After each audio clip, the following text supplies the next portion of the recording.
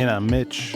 And you're listening to the Moderately Interesting Podcast. Play the theme song.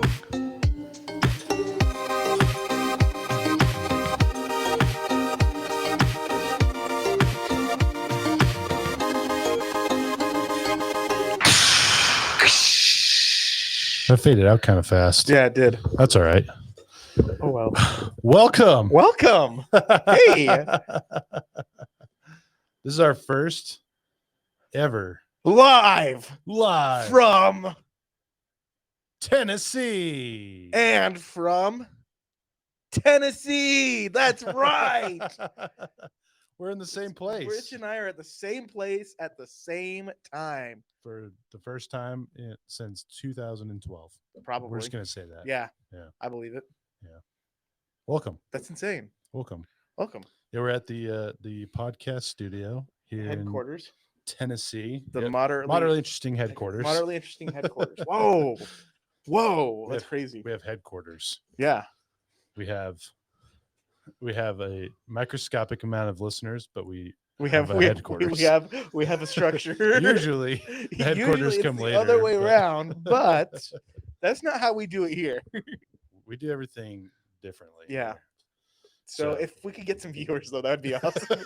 Or listeners. Please listen to us. Please listen. It's moderately interesting. I can promise that. Yeah, everyone needs a little more moderately interesting stuff in there. Yeah, I mean, and we got like 10,000 more episodes that we have to do. So yeah, this should be episode 41. Yeah, I think 9,959. so. We got Something like that. We got a while. We got a bit. So yeah, but we should not have made that contract with a demon for 10,000 episodes. I signed it with my own blood. It like hindsight, we probably should have negotiated 20,000. Yeah, we should have had a 20,000 for 30 million a year. But we definitely didn't negotiate any money at all. Which was we just said we'll see what happens. Yeah. That's what it's just gonna be really interesting when like salary. We upload the 10,000th episode. Yeah. And then just boom, we're gone because our souls are dragged to hell. We don't know what's gonna happen after 10,000. Yeah. Yeah, we'll have to see how this we might just have to do a really long 10,000th Yeah. episode. It just never ends because the the second this is our last one and we still have a will to live. Yeah, we still have like another 30 years of life. Damn it, we're just gonna keep recording. I will not let Social Security outlive me, Mitch. We could also have technical difficulties that last 30 plus years. Yeah, in the final episode. That could happen. You have to complete the episode, right, to have it be an episode. Yeah, that's fair. It has to be released. And so the computer stopped working. Yeah, and I haven't helped us with this 10,000th episode with my month being away. Your absence. Yeah, my absence. Yeah, you're fine. We've got it's life and it all. I think I announced it in the last episode that you got a new job and you've been moving and then I went on vacation right before I moved, which I don't recommend doing. I don't recommend saying going on vacation unless it's where did you go? I went to Star Wars Galactic Star Cruiser in Florida. And that was only for the podcast. The only reason you went there was so you could talk about it. Yeah, today. that's what I'm telling my accountant. It's a tax write-off. It's a tax write-off because this is a just write it off. Just write it off. Yeah, the Moderately Interesting Podcast LLC. Yeah, that's not. It's a thing. We have a large deficit. Dog water is taking. Presented by Dog Water. Let us dry. Have we actually officially talked about dog water? No, I think we need to. I think we need to talk about dog water first. We don't even know what it is yet. Though. We don't, but we still need to talk about it. Okay. Yeah. So I remember this very, very well because this was recent, but it wasn't that long ago. No, we're past a year now. Past a year. Yeah, we didn't really celebrate the year, but we did. We got it. We got it. There. 1 year done, baby. Yeah. So tell the dog water story. So I just remember it happening. But it did just kind of happen. But Mitch and I were looking at some. Didn't we just get on GoDaddy.com and start looking at website domains? We were looking at website domains of Did we even have anything in mind, or were we just kind of browsing? No, we were just browsing. I think we were just trying different stuff. Maybe we should find the moderately interesting podcast.com. Yeah, that's probably a good idea, huh? Yeah. I still maintain that I want to make I want to make a website domain Yeah. where you're familiar with GoFundMe.com. I take Yeah. it. Yeah. Okay, so GoFundMe.com, anybody can go on there and fund you. Yeah. And then there's GoDaddy.com, Right. which sells domain names. I want to make GoFundMeDaddy.com. Have you heard of the Gold Digger?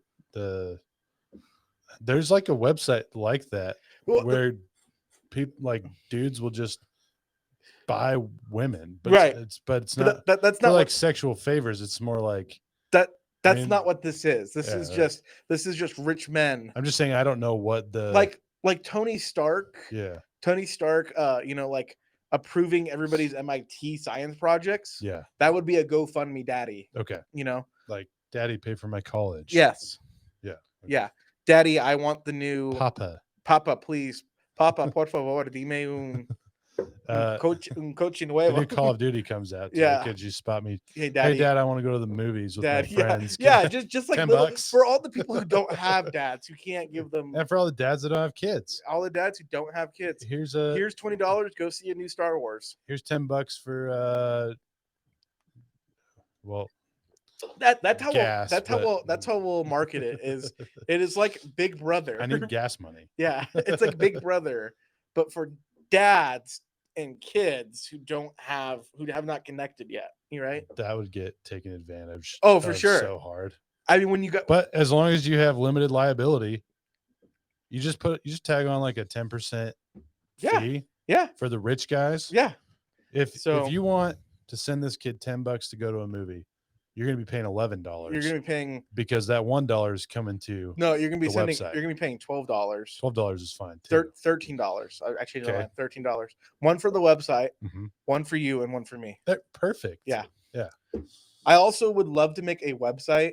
So each of us makes 10%, and the business makes 10% of every sale. Yeah. $100, it ends up being $130.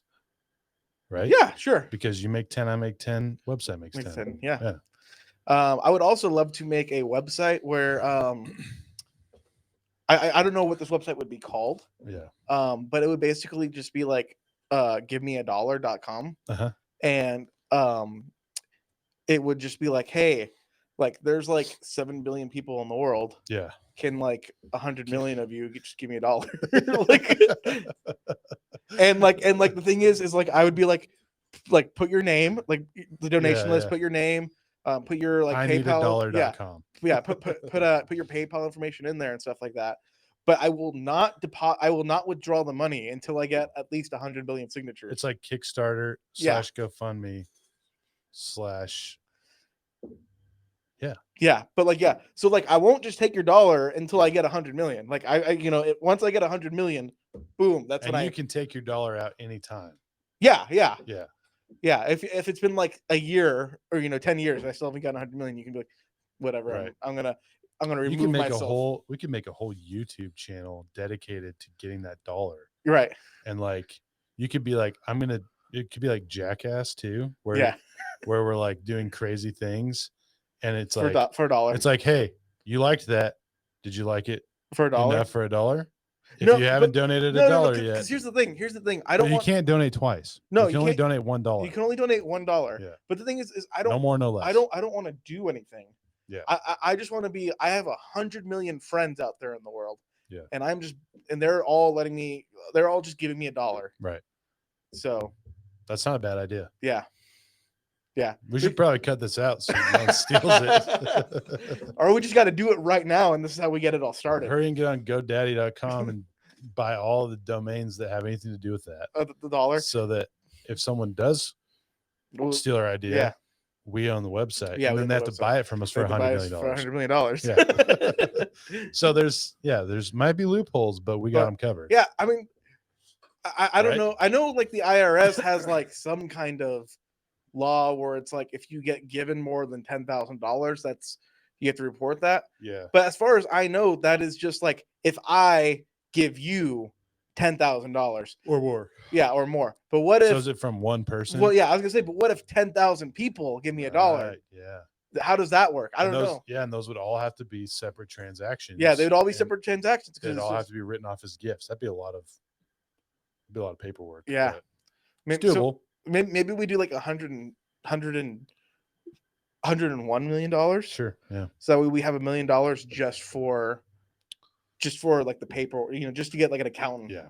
Hire an accountant. Yeah, just to make this go away. Make the. Yeah, it can be done. Yeah. So spread that around. I need to borrow $1 from each. I'm not borrowing $1. You are giving me $1. I have no intention of paying you back $1. So, but you can withdraw it. Yes. But once we hit 100 million, you cannot withdraw. You cannot withdraw. Yeah, it is done at that point. Yeah, you could do a lot of stuff with that too. You could be like, hey, and you can find incentives. Right. If you spread the word, I'll give you 10 grand at the end of this. You know what I mean? No. I would do that. No, it got you closer to 100 million. Because this is a social experiment. Okay. Yeah, this is just a social experiment of. Okay. So literally nothing happens. You're just asking people. I'm just asking people for $1. Yeah. Okay. Yeah. I think between the United States, Australia, Japan, and what about a lot of Europe, yeah, you could get it. Yeah, I think so. Yeah, I think so. I mean, but not Africa. No, but this is cheaper than that, because like those China are has weird internet rules. Because you see those videos, they're like for less than a cup of coffee a day. Yeah, you can help with this animal, or you can donate to whatever with this animal, like this animal. But like, I'm not asking you to give up a cup of coffee for a day. Yeah, I just want $1. Period. And a cup of coffee is like $3 to $5. Yeah, $3 to $5 depending on where you're going. Yeah. I'm not asking. And depending on how fancy you are with your coffee. Yeah. If you get black coffee, it's like $1.50. Right. But I'm not asking you to give up. Still less than a cup of coffee. Yeah. I'm not asking you to give a cup of coffee a day. I'm asking you to give me $1. Yeah. $1. You can find that in your couch cushion right now. Right.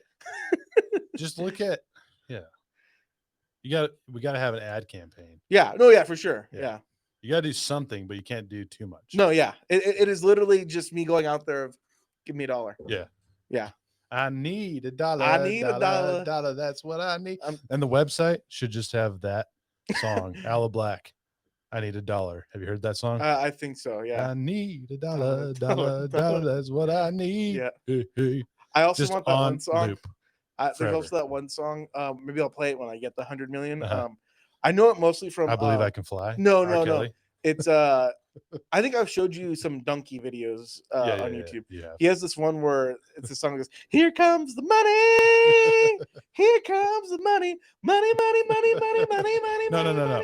You have to play "If I Were a Rich Man" from Fiddle Around the Roof. There you go. And do the dance. Yeah, you got digga dum all day long. I bitty bum. Oh man, good times. Let's get into the episode. Let's really get into it. Yeah, we're giving all of our ideas. Yeah, we're giving away our $1 million idea, $100 million idea away. At least. Yeah. So are you gonna stop it at 100 million? I just have to ask that. I think what I would do. Would you keep it going? What I would do is I would go, okay, I got the 100 million. Yeah. I'm pulling it now, and then I would be like, but you can still get in on phase 2. Right. Phase 2 is just a tip. Yeah, and then I would just start it over again with phase 2. Right. And like if you donated $1 in phase 1, you can now redonate $1 again in phase 2. Lucky you. I think what I would do. Okay, wait. I want to modify it one time. Yeah. I keep saying I won't do anything. I will do one thing. Yeah. And that is at the end of the day, when I get the $100 million from 100 million people, I will make a video where I say thank you, and I list every single person. Every 100 million. Thank you, John Smith. Thank you, Adam. Thank you, James Santiago. Thank you, Ryan Chestnut. Like that would be like a video. All English names. Yeah. But yeah, that'd be great. Are you going to announce them all? That would take hours. Oh yeah. No, I would read them. Days. I would read it all. It would be like I will end up reading it. I might do like 100 videos, but I will make a video where I read every single. You just have to name. do a live stream. Just do a live stream, record it onto YouTube, and just over and over. It would be like, and have people bring you pizza and be like, this is what your money paid for. It would be like the Grinch though. I have the yellow pages. Aardvark, Abercrombie, or who? But it's something I hate you. I'd be like, thank you. Thank you. Albert Sakiesco. I thank you. Thanks. Double thanks. Thanks entirely. Yeah, that'd be great. Yeah, that would be great. Let's do it. Let's do it. Yeah. We'll have a whole but a whole brand. We'll sell t-shirts. Anyways, going back to dog water real quick. Yeah. Because we got totally sidetracked. Dog water is just a domain name that we ended up buying. What was like $6? Yeah, because we at the time had made $6 on our podcast. That's right. Yeah. And we were like, hey, let's buy a domain. So Dog Water is officially part of the Moderately Interesting Network. It's dogwater.com. Dogwater.com. That's ours. But it's 2 G's, right? I believe D-O-G-G water. D-O-G-G water. It might be like dog dash water. We'll have to look at it. It's somewhere. It's in my emails somewhere. So, but eventually we'll like sell merch on there or something. Dog water. We'll have to. Yeah. Dog water, or I've actually heard dog water. The phrase, like, that's a bunch of dog water. That's great. I've heard it in like a couple of things. What I really wanted, what I would really love dog water to be, is remember I think they still make it like water in a box. I want it to be like that. Just water in a box, but it's got like a dog on it. And like we dog water in a box. And we specifically say this is for dogs. This is not meant for humans, but it's just regular water. Right. It's better for dogs. It's like than it is for humans. This water is meant for dogs. When you're taking them on a walk, when you can have like a little flap come out at the bottom so that the dog could go and drink it. Yeah, exactly. Yeah. But like, great idea. We make like this huge warning sign on the side of it. That's like this is meant for dogs. This was never intended for human consumption. Do not drink if you are a human. Yeah. Well, it's like, while you are the owner of this product right now, we cannot forbade you from drinking this water. We highly recommend. This was never tested for human consumption in mind. This was only ever tested with dogs. Like, made from natural spring water in Ohio. And then we could say we have not tested this on any kind of felines. Like, do not give it to your cats. Yeah, like cat water coming soon. But like bird water. We'll just have all these. We'll just have waters. all these. Yeah, there'll be people that'll pay for that. Oh yeah, for sure. Yeah, but even if it's only like 30 people, we'll just upcharge. Yeah.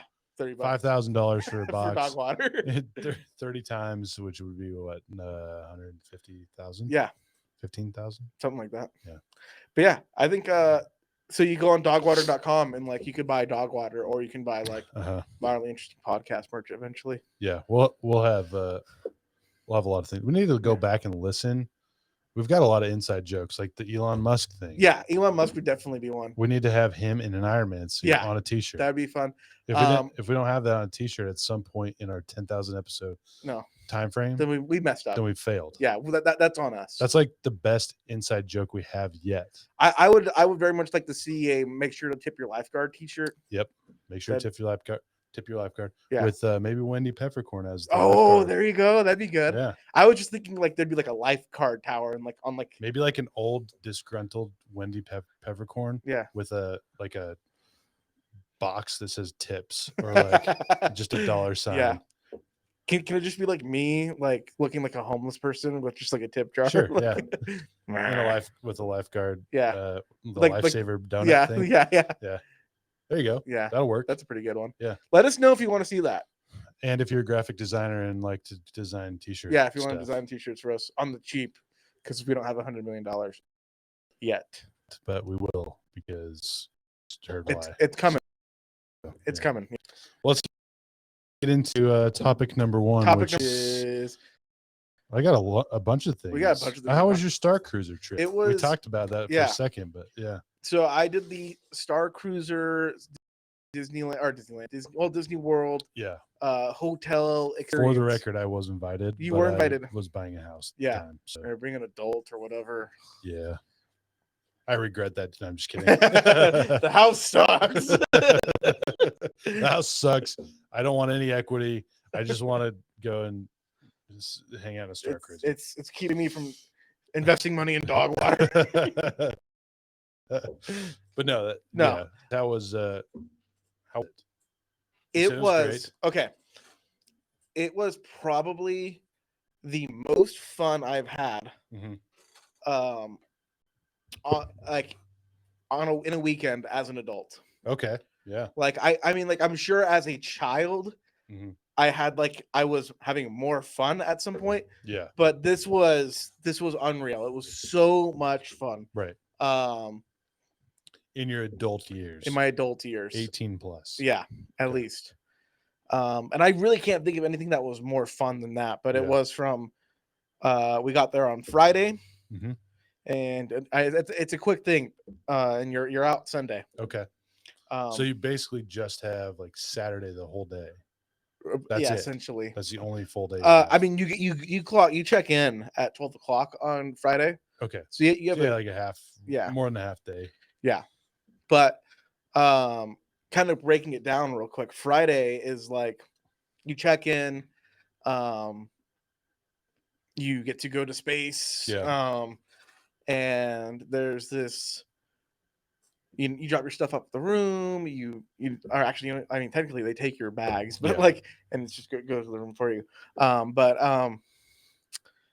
Yeah, it's kind of like a big, like the first couple hours are kind of like you get to do whatever you want. Kind of check out like the Star Cruiser. Yeah. Then there is kind of like, because it's supposed to be like a cruise at the same time. Right. It's like you're getting on a carnival cruise. Yeah, almost, but in space. Star Wars theme. Yeah, too. Star Wars theme. And you're in a galaxy far, far away. Yeah, and you can eat so much. It's so cool. Oh, awesome. Yeah, yeah. Is it like a cruise where it's like buffet style? Yeah. Oh, that's nice. Yeah. So that's like my favorite thing about those types of. Yeah. I've never been on a cruise, but yeah, it's cool. So like when you go on a cruise, like they kind of give you like a couple hours to like get on, get situated and stuff like that. Find your way around. Yeah, but then they have like this like thing where they're like, hey, like I'm the captain. This is, blah, blah, blah. In case there's an emergency, blah, blah. They kind of give you like all that. Yeah. So they kind of do that in the Star Cruiser, where you kind of go down to the main area and you meet like the captain, you meet some different characters and stuff like that. And that's where the First Order comes. They like commandeer the ship and they're like, hey, there's like, we have reason to believe there's a Resistance spy on here. So we're going to be here and we're going to like, make sure, there's no funny business going on. And then from there, like after that ends, is there someone that is chosen as the spy? No, okay. It's not like that. Okay. So it's not like a murder mystery where no. It's like, hey, come here. Yeah. You're the spy. Take everyone into a room and they tell you you're not the spy. Go kill him. You're not the spy. You're not. Yeah. You're not. After that, so like this is kind of like a big meeting. Yeah. It's really cool. They like, and like it's at that point where I realized there's probably only like 200 people on this thing. Right. And like it's a premium experience where there's limited availability. Like the hotel can only hold so many people. Right. It's a premium experience, so it's not like hey, I want to stay 7 days. Right. Exactly. Yeah. It's not like a regular hotel. It's not like people in and out. It's like a restaurant. Yeah, it's not like a theme park either, kind of a thing. Where like this is a premium experience, a hybrid for a niche group of people. Yeah. Are there any? Oh, keep going. Sorry. Yeah. I'll ask questions. No, you're good. Yeah. And so, but at that point, like the game aspect of it has started.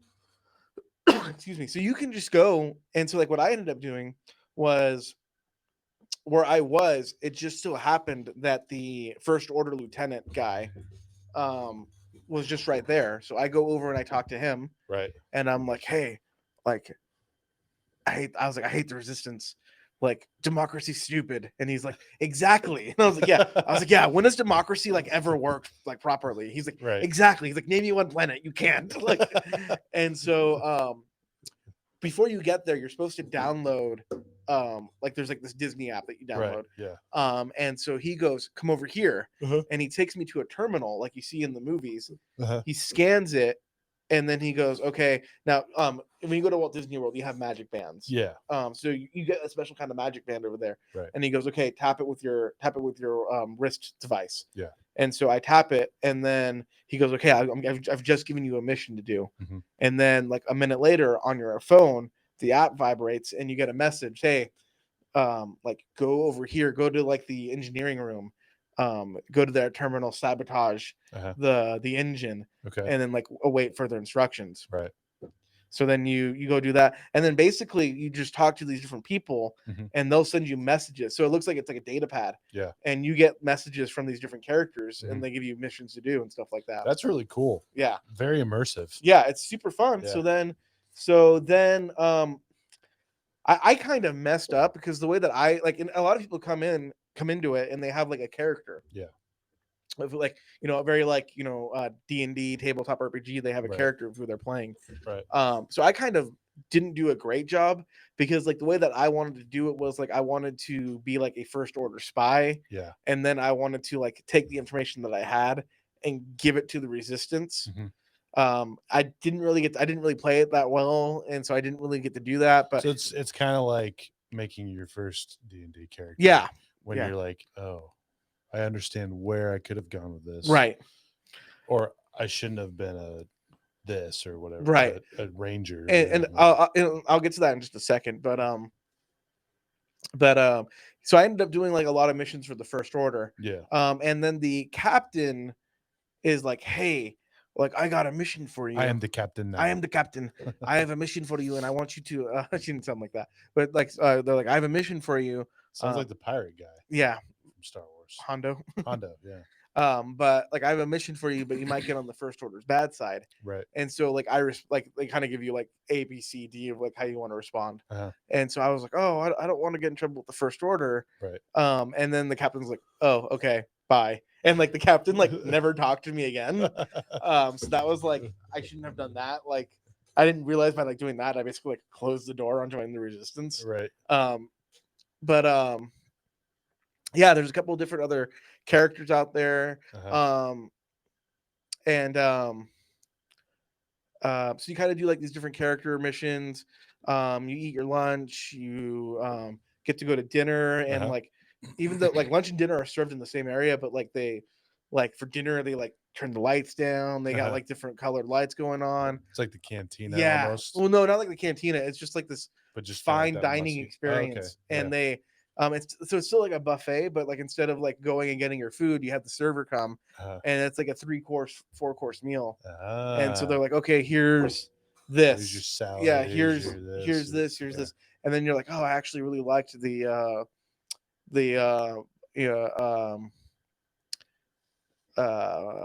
bantha meat. The bantha sausage. Yeah, can I get some more bantha meat? And they'll be like, oh yeah, sure. So they'll take your plate away and they'll bring you more bantha meat, and you're like, oh, I'll have another. And they're like, oh, okay. And another. Yep. So it's still like all you can eat, like even during that point. I kept joking with the my waitress. I was like, I'll take the pork nuggets. And they're like, no, there's no pork nuggets. And I was like, I know you got pork nuggets. Like, come on, like, give me the pork nuggets. Please. I'm a civilized person. I want my pork nuggets. I want my 10-piece pork nugget. Like, I'd like the whole pork, please. Yeah. The roasted. Yeah. And there's like other activities you get to do. You get to do like lightsaber training, which is really fun and stuff like that. I saw you had pictures. Did you bring your own hilt? I did bring my own hilt. Yes. Was that Count Dooku's hilt? That was Count Dooku's hilt. Yeah. That's cool. Yeah. That's all Friday. Saturday, get up, you have breakfast, and then you get to go to Galaxy's Edge, to the Star Wars theme park at Disney World. Yeah. And so are you only there for a certain amount of time? You're only there for a certain amount of time. You're supposed to be back by like 5 p.m. I think it was. Okay. But during are you there with like everyone else that's at the park that day? Yes. Okay. Yes, you're still there with everybody else. But when you go on there, they give you this pin to wear while you're there. Yeah. And they load on your Magic Band fast passes. Okay. Yeah. So you are getting front of the line experience essentially. Right. So you get on the Millennium Falcon. Yeah. You get to go on Rise of the Resistance. Okay. We did not have a reservation for the cantina, but my one friend Eddie was like, oh, I really want to go to the cantina because that's like the one thing he hasn't done at Galaxy's. So Galaxy's Edge between Disneyland and Disney World are like almost exactly the same. Right. So he's like, yeah, I haven't done that yet. I really want to do that. And we're like, the Star Cruiser, is that only in Florida? Only in Florida right now, yeah. So we go, like, he like talks to like their customer service that they have on the Star Cruiser. Right. and they booked him a reservation right there because they hold seats for the Star Cruiser. Okay. So we got to go to the cantina, no problem. So it's like that's the other thing too, where it's like people are like, oh, it's so expensive. It's like it's a premium product for a niche group of people, group of audience, and you are getting top tier service at the park. You don't have to wait in line. You're not waiting in line. Yeah. I mean, like when you're wearing that pin, everybody in the land knows what that means. So they make sure to give you. They bow down to you. Yes. Exactly. They should. But yeah, I mean, basically that's what it is. Yeah. So and then you're getting this premium experience for a niche group of audience, a top tier service at the park. Like a front of the line service at the park. Yeah. With all you can eat food. Right. Like, and I got into this argument online on TikTok because people are like, oh, it's too expensive, and I was like, right. I was like, well, value is in the eye of the beholder. Yeah. I don't need a wheelchair, so like I'm not going to buy a top of the line wheelchair that's going to cost $10,000. Value is very opinionated. Yeah, again, value is in the eyes of the beholder, especially for something like that where it's an experience, not a product. Right. And you're not going in and buying a toy or something. Right. You're exactly. I mean, like, if you don't like Star Wars, you're not going to enjoy it. Right. Yeah. Well, or you might. I mean, the thing is too is like I would argue that this isn't even for all the Star Wars fans. Yeah. Because for the general Star Wars fans, you have the land. Yeah. This is for people. This is more for people who are looking for that experience, who want to do the role play. Yeah. And people who enjoy the sequels, because this is still set during the sequel era. Right. So Kylo Ren makes an appearance. You see Rey, have a whole thing with Rey. There's this whole fight that goes on. So I mean that right there, you're talking about a specific group of people, Star Wars fans, but then you're looking for a subsection of that section. Yeah. So like I said, it's a very niche product. Right. Where your grandpa, your uncle might enjoy Star Wars. Yeah. But he probably wouldn't want to do this. But that's okay because there's a different experience that's tailored for him. It's the actual land. Yeah, yeah. So like that, and so I was getting into this like argument with people where for some people it's just the movies. Yeah, they might just. So yeah, or I was like, this isn't for just any Star Wars fan. For every Star Wars fan, the land exists. Yeah, and I do believe any Star Wars fan can go to Galaxy's Edge, whether at Disneyland or Disney World, and enjoy that. Yeah, right. But this is for the next level of fan. Right. This is for and not only just the next level of fan, but a specific type of fan. Right. So between what you get, and like who this is for, so you have the supply and the demand part of it. Right. Like, yes, it's going to bolster up the price of it. But again, value of the beholder. I see people go, oh, I could go to Jamaica for 10 days at that price. Then do it. Cool. Like there's nothing stopping you from doing that. If you'll enjoy that better than the Star Wars experience, then do it. Yeah, then do that. That's the thing. But somebody like me who goes, oh wow, like I can do that, and I can get. I don't want to spend that money to go to Jamaica because I'll get roasted on the beach. I don't. For me, I end up spending more time in the buffet anyways. Yeah, I just have no desire to do that. Right. Like I'm not going with Jan Livingston's Gould, so I don't really. Unless that's happening, I don't think that's going to be something that I want to do, right? Sandals, Jamaica, or I was telling it, I was getting on having this debate online where I was like, that's. Did you win the debate? I just turned it off at the end because this person didn't understand the concept of value, right? Because they're like, no, like it's not a good value because it's like this much money, and I was like, again, like. Value, it depends on the person, right? Yeah. Like I like a big thing that I tell people is like I am not a audiophile, right? Yeah. Like for me, AirPods are good enough, right? But there are some people, out there who are like, oh no, I could never use an AirPod. There's just there's no bass, whatever. I have to. These frequencies don't come in. Exactly. Whereas like for me, I'm a layman that doesn't. Like that doesn't. I don't know what that means. That doesn't matter to me. Right. I can for me the ability to have wireless headphones that I can put in my pocket and that are comfortable in your ears. Yeah, that I can take out whatever. Yeah. That's what I'm looking for in a product. Right. Right. So it meets all your checks. Yeah. Checklist, so So I'm not in the market for a multi-$1,000 audio setup. Right. I'm just not, right? Yeah. And like, it's the same thing with like, like another thing like video games. Yeah. Like there's people who are out there who are like, like, parents or grandparents, something like that, why would you get the new Xbox when you had an Xbox already? Right. Right? Like, because they don't get that. So for them, they're not going to spend $500 to get an Xbox Series X because that doesn't make sense to them. Right. You already have one. Why do you need and it's the same thing with this, right? So value. You already have the Star Wars movies. Why do you need more? Why do you need more? It's again, value is a very subjective thing. Right. And you're not gonna do so and with anything in life, you're not gonna buy something unless you think you're getting a good value on it, unless you think you're gonna get a benefit of it. Right. It's got to be worth the money. Right. But I think the idea is, I think what's happened is value, the word value has become corrupted a bit, and it's just associated with cheap. And I think I think a lot of that comes from value menu items or expensive. Yeah. It's like that's either too cheap or too expensive. Right.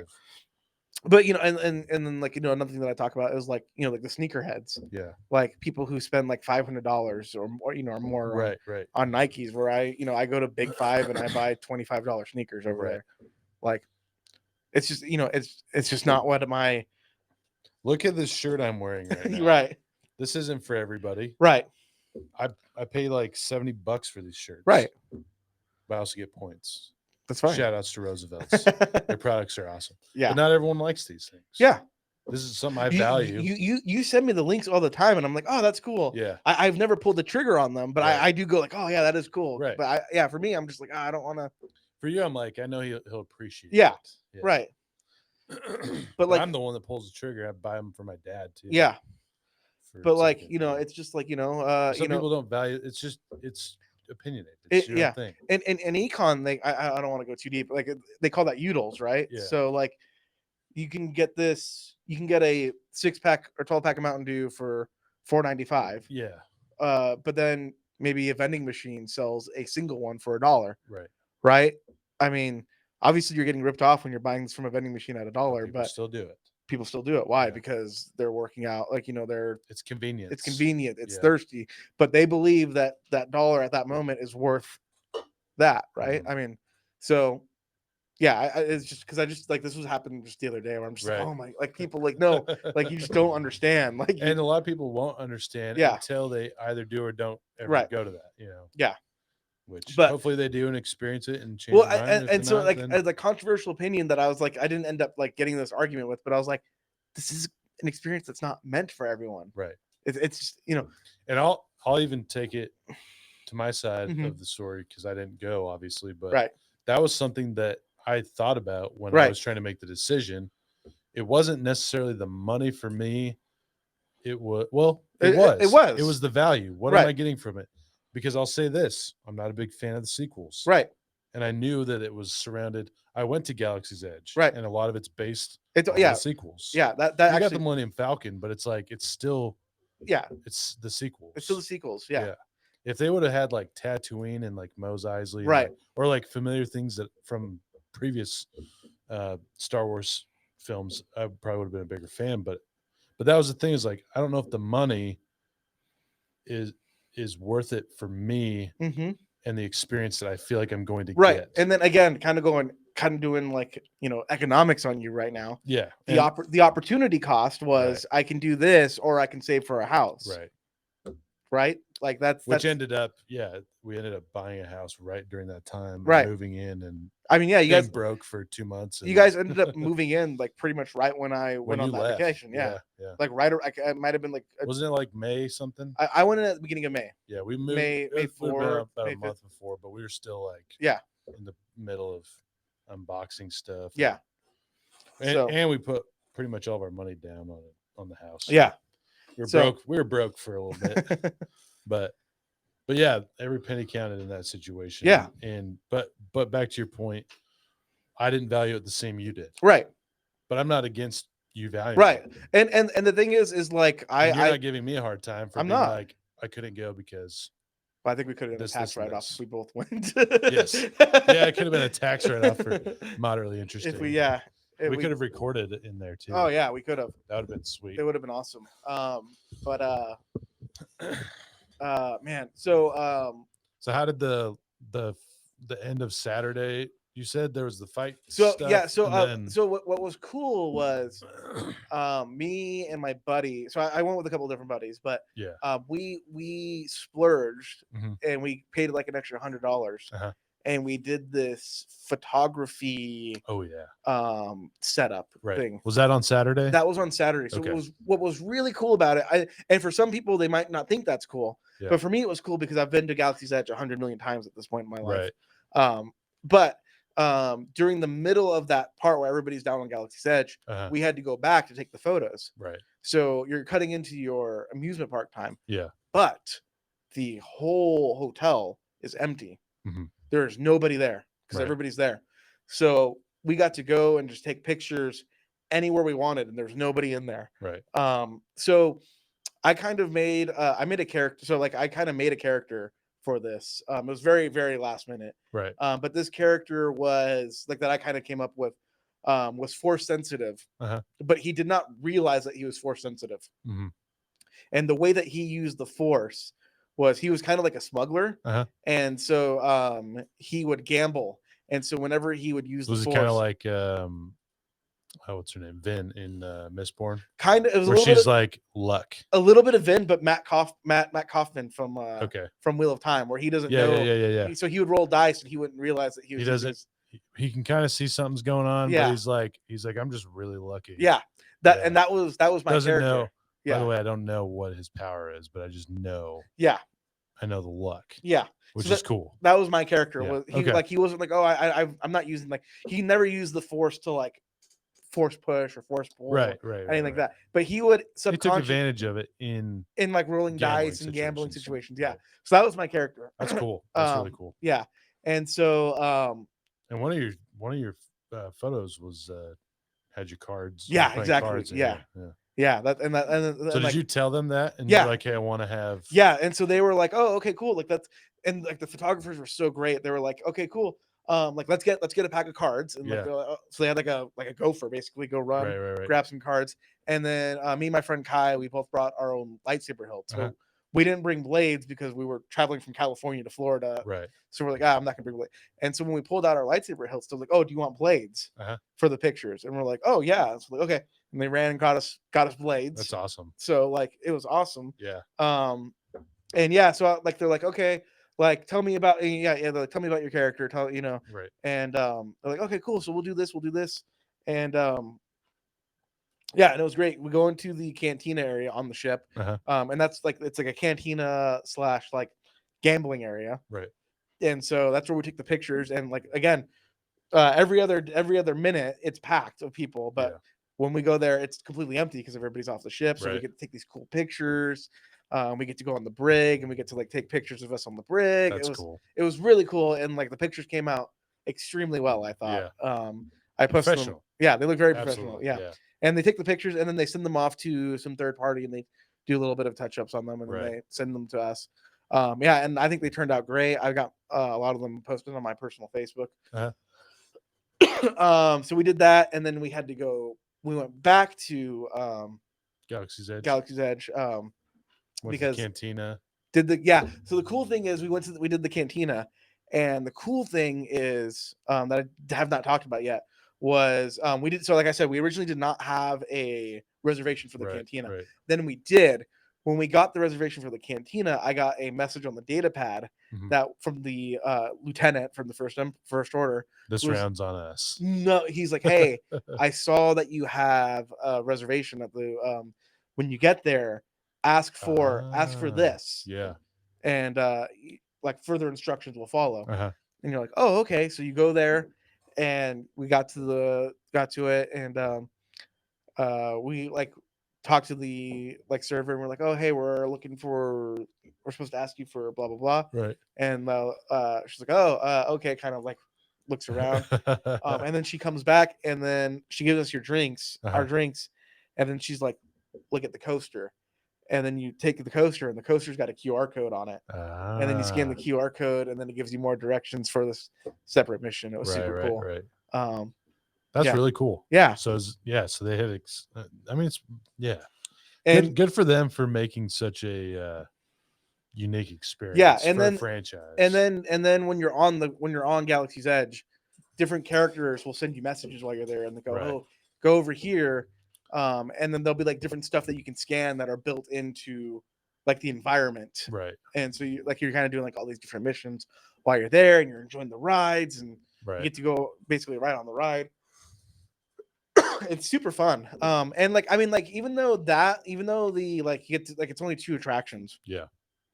Millennium Falcon and Rise of the Resistance. Rise of the Resistance is like you have to like, even if you're just there for the park. Yeah. Like you're not there to do the Star Cruiser. You have to get an appointment for it, don't you? Or is it done away with? That is done away with now. You just wait in the line now. There is just a basic line. But I mean, when I was there last February, you had to get there's like a lottery system. You had to wait. Yeah. And like it was at 7 a.m. and like 1 p.m. Yeah, where they would drop these numbers. Yeah. Yeah. And I didn't get in. Yeah. But yeah, whatever. I'm like, I was kind of mad at the time. I'm like, yeah, whatever. It doesn't matter. I'll probably get on it eventually. You should have hit me up. Day. I should have. Yeah. I didn't even think about it. I didn't even know you were there until this is the first time I've heard this. Yeah. I think that was before we started probably the podcast. Yeah. I mean, we were chatting. February. I mean, yeah, if it was February. It was before we started the podcast, but we were doing like D&D campaigns together and stuff like that before then. I think. Was it? No, I think we were doing that after. I feel like we really reconnected during COVID, during the pandemic. Yeah. We started like playing a video game together or something. Yeah. I don't remember what was it? Man, I don't even remember. No, man, I remember now. Okay. We reconnected because I was like, hey, have you read Sanderson's stuff? Oh, okay. I just like randomly reached out to you. I probably posted it like on Facebook or something. You might have, but yeah, that's how it got started. And yeah. And then we ended up talking a bunch, and then we started playing. I remember we played a lot of at the beginning we played a lot of Squadrons, Star Wars Squadrons. Yeah. Destiny, played Destiny for a little bit. I really want to get into Squadrons again because I just saw Top Gun. So I'm like, oh, I want to I want to fly again. I saw someone ranking that as one of their top video games if you have friends to play with. I think it is a lot of fun when you have friends. They said if you don't have friends, it's not very fun. No, I think that's true. Yeah. But we were playing that for a while, and that was a lot of fun. Yeah. That was great. I'd be like, hang on, Mitch. I'm getting the guy behind you.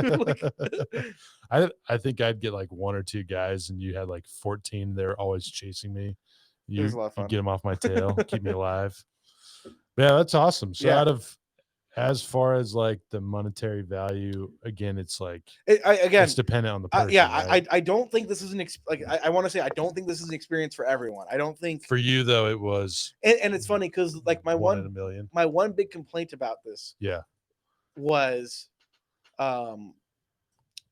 there were a lot of families. Okay. And the families had their children. Yeah. And so like Chewbacca would come in and I'd be like, oh, it's Chewbacca. And like I would like want to go like up and talk to him. And they're like getting his autograph. There's like 8, there's like 12 kids just like running over there and they're like Chewbacca. Yeah.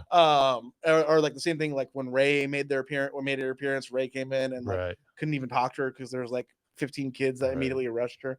And so I was like kind of joking, but I was serious where I was like, they should just do like an adults only one, like where, like no kids, so the adults can, enjoy every aspect of it and not feel like they're being dicks because they're trying to beat off kids or whatever. Or have like some kind of a meet and greet separate from the all. And then, what's funny is Celebration was at the end of May. Yeah. Star Wars Celebration. Right. And during that, they announced that they're going to do an adults only. Yeah. And I was like, okay, cool. Like, I think, alcohol is probably a big part of that. I would imagine so too, but I have to, because they're cruises, that's a big part of cruises. That's a big part. Yeah, that is a big part of cruises. Yeah. I do think that is a thing because like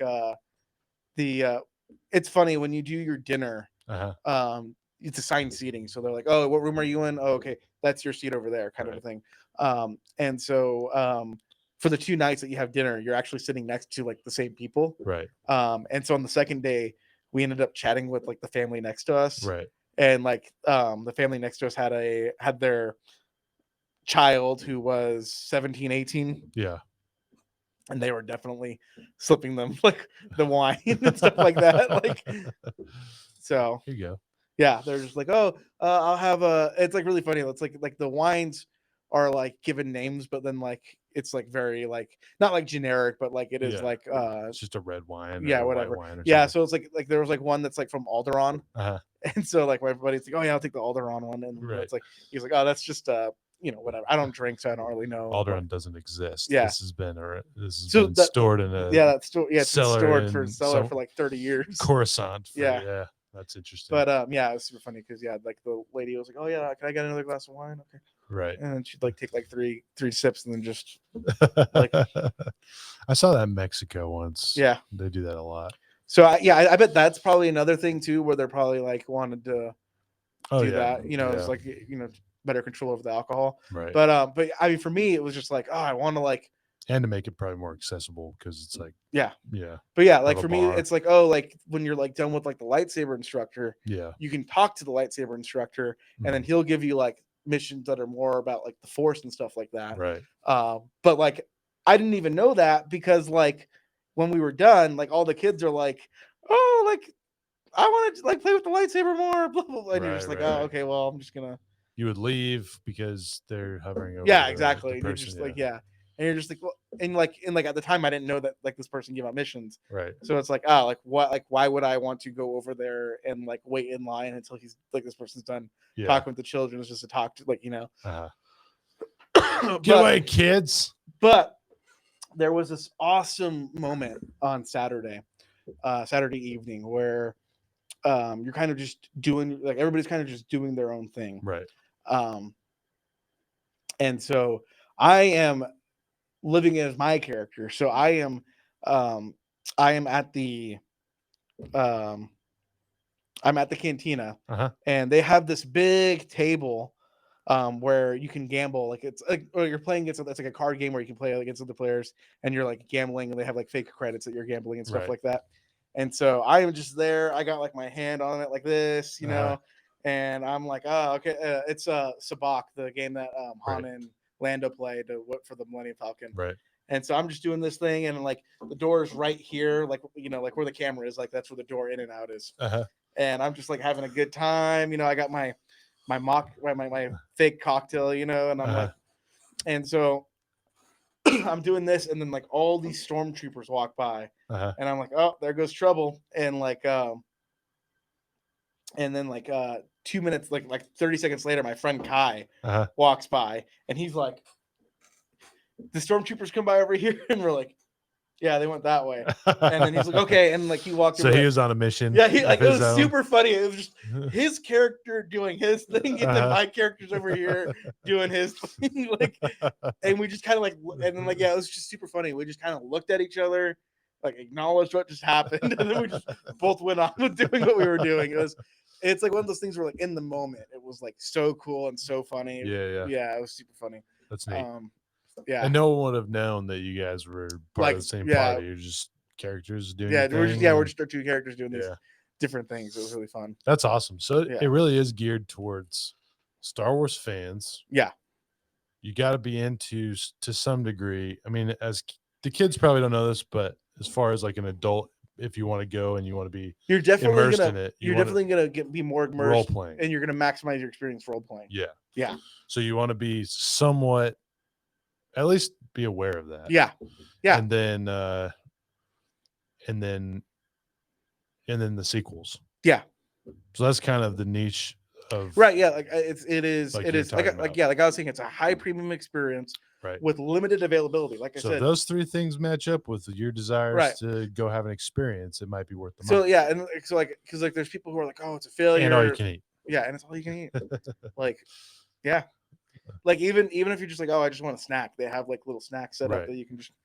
But I mean, I am interested to see what happens with it 3 years from now, 4 years from now, 5 years now, what it has to do to remain relevant. Yeah.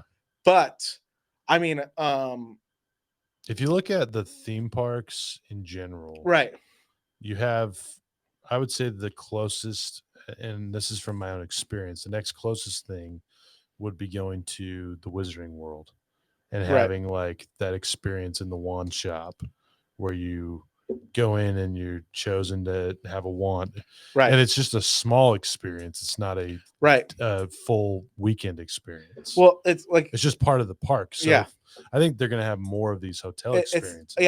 It's the same thing as it's revolutionizing theme parks. Right, exactly.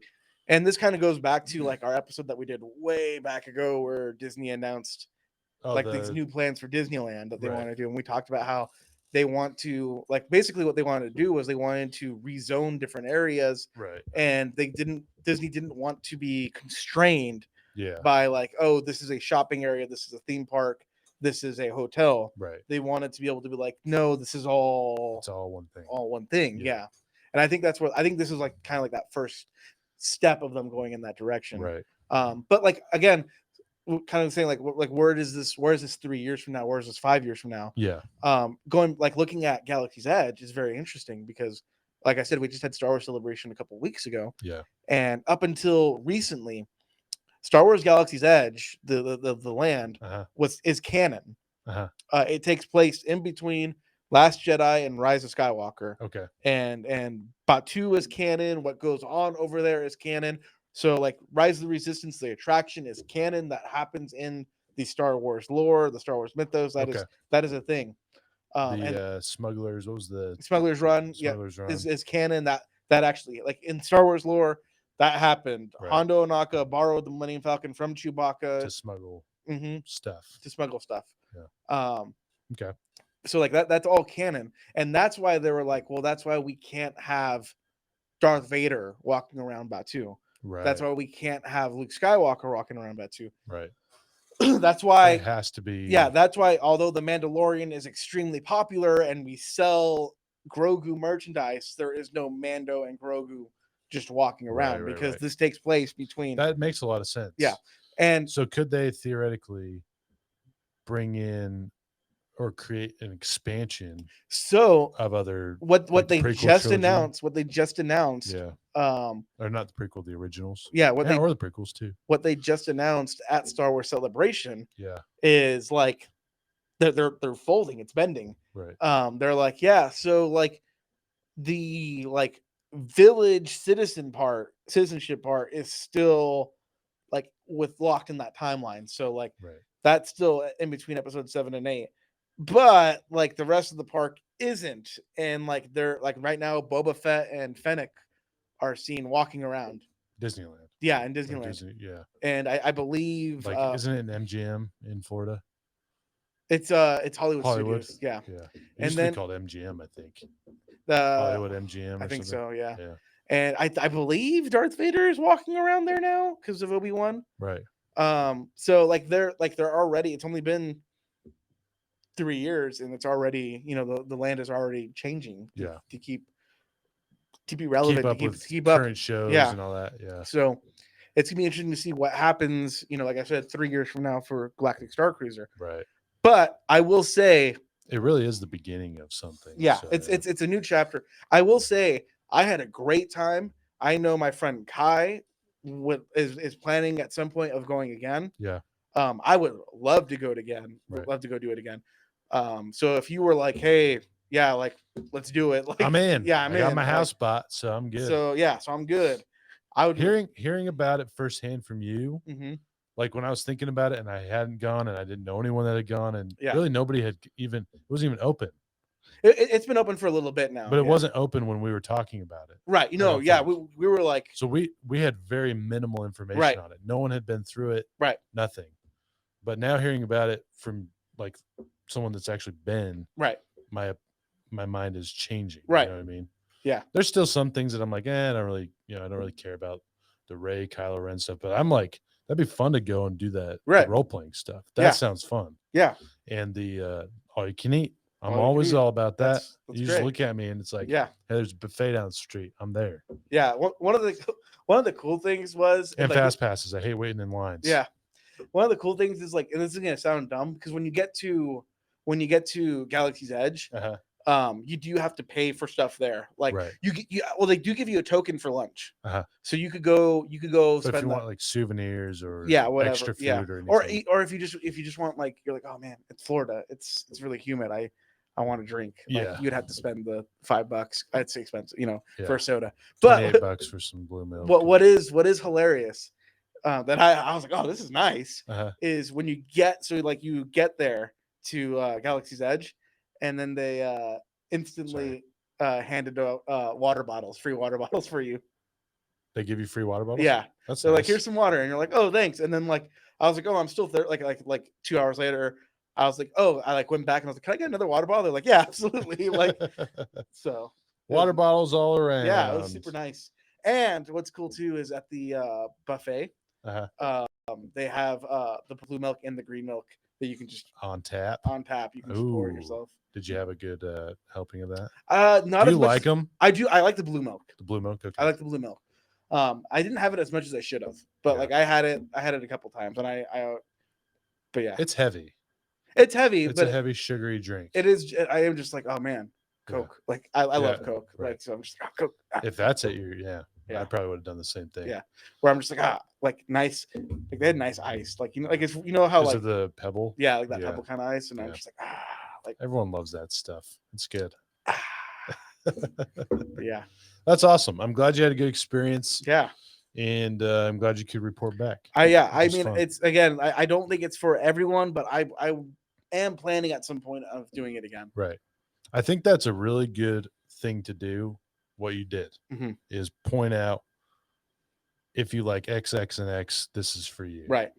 And I think, you had every right to argue with that person on TikTok because they don't understand that. Right. There's things out there for everybody. Right. Some people might be a bigger fan of other things than other people, and it's right. Well, I mean, it's Disney is a very easy company to hate on. Yes. Right. And especially right now. Especially right now. They're kind of doing things that people don't agree with. And Star Wars has always been extremely divisive. Yeah. Within the community. So it is just an easy formula to get this to happen. And then you see that price tag of like $4,000, $5,000 or whatever it is. And it's just like, oh, I could feed my family for 8 months with that price. Right. Like, okay. I could buy put a down payment on a new car. I could do okay, cool. Do that then. Like there is nothing stopping you from doing that. Right, and like, anyways, that's going back to like my thing where I'm just like, but just back to that point, just to kind of close on that is, I think that's a really good thing to tell people before they get into it or want to throw a fit about it. Right. It's like, it's pricey, but this is what you get out of it. It is again, it is if you pricey. don't like that, then don't do it. It is a premium experience, right? For a limited, which has a limited supply. Because, like I said, there's probably only 250 people that they've put in that 3-day thing, right? And people are going to say, oh, well, they didn't sell all the rooms. No, they did. Right. Like that is they are essentially fully loaded. Yeah. So it is a premium experience, a limited supply for a niche group of people. Like for like you're just putting all of these. It's even a niche group of a fan base. Yeah, it's a niche group of a niche group. Right. So it is a percent of a percent. Right. I'm excited. I'm excited to see where it goes, and I'm excited too because, being obviously with this podcast, we're fans of multiple franchises. Right. Seeing what comes of other franchises from this too. Yeah. You got the whole Marvel universe at Disney. There might be something there. You've got you might have Hydra and Shield agents, like some kind of thing like that. I think I think I said this when we did like that Disney announcement. Yeah. What I would love to see in this hypothetical world where I am all of a sudden have all the power at Disney, I would love for them to make. I am the captain now. I am the captain now.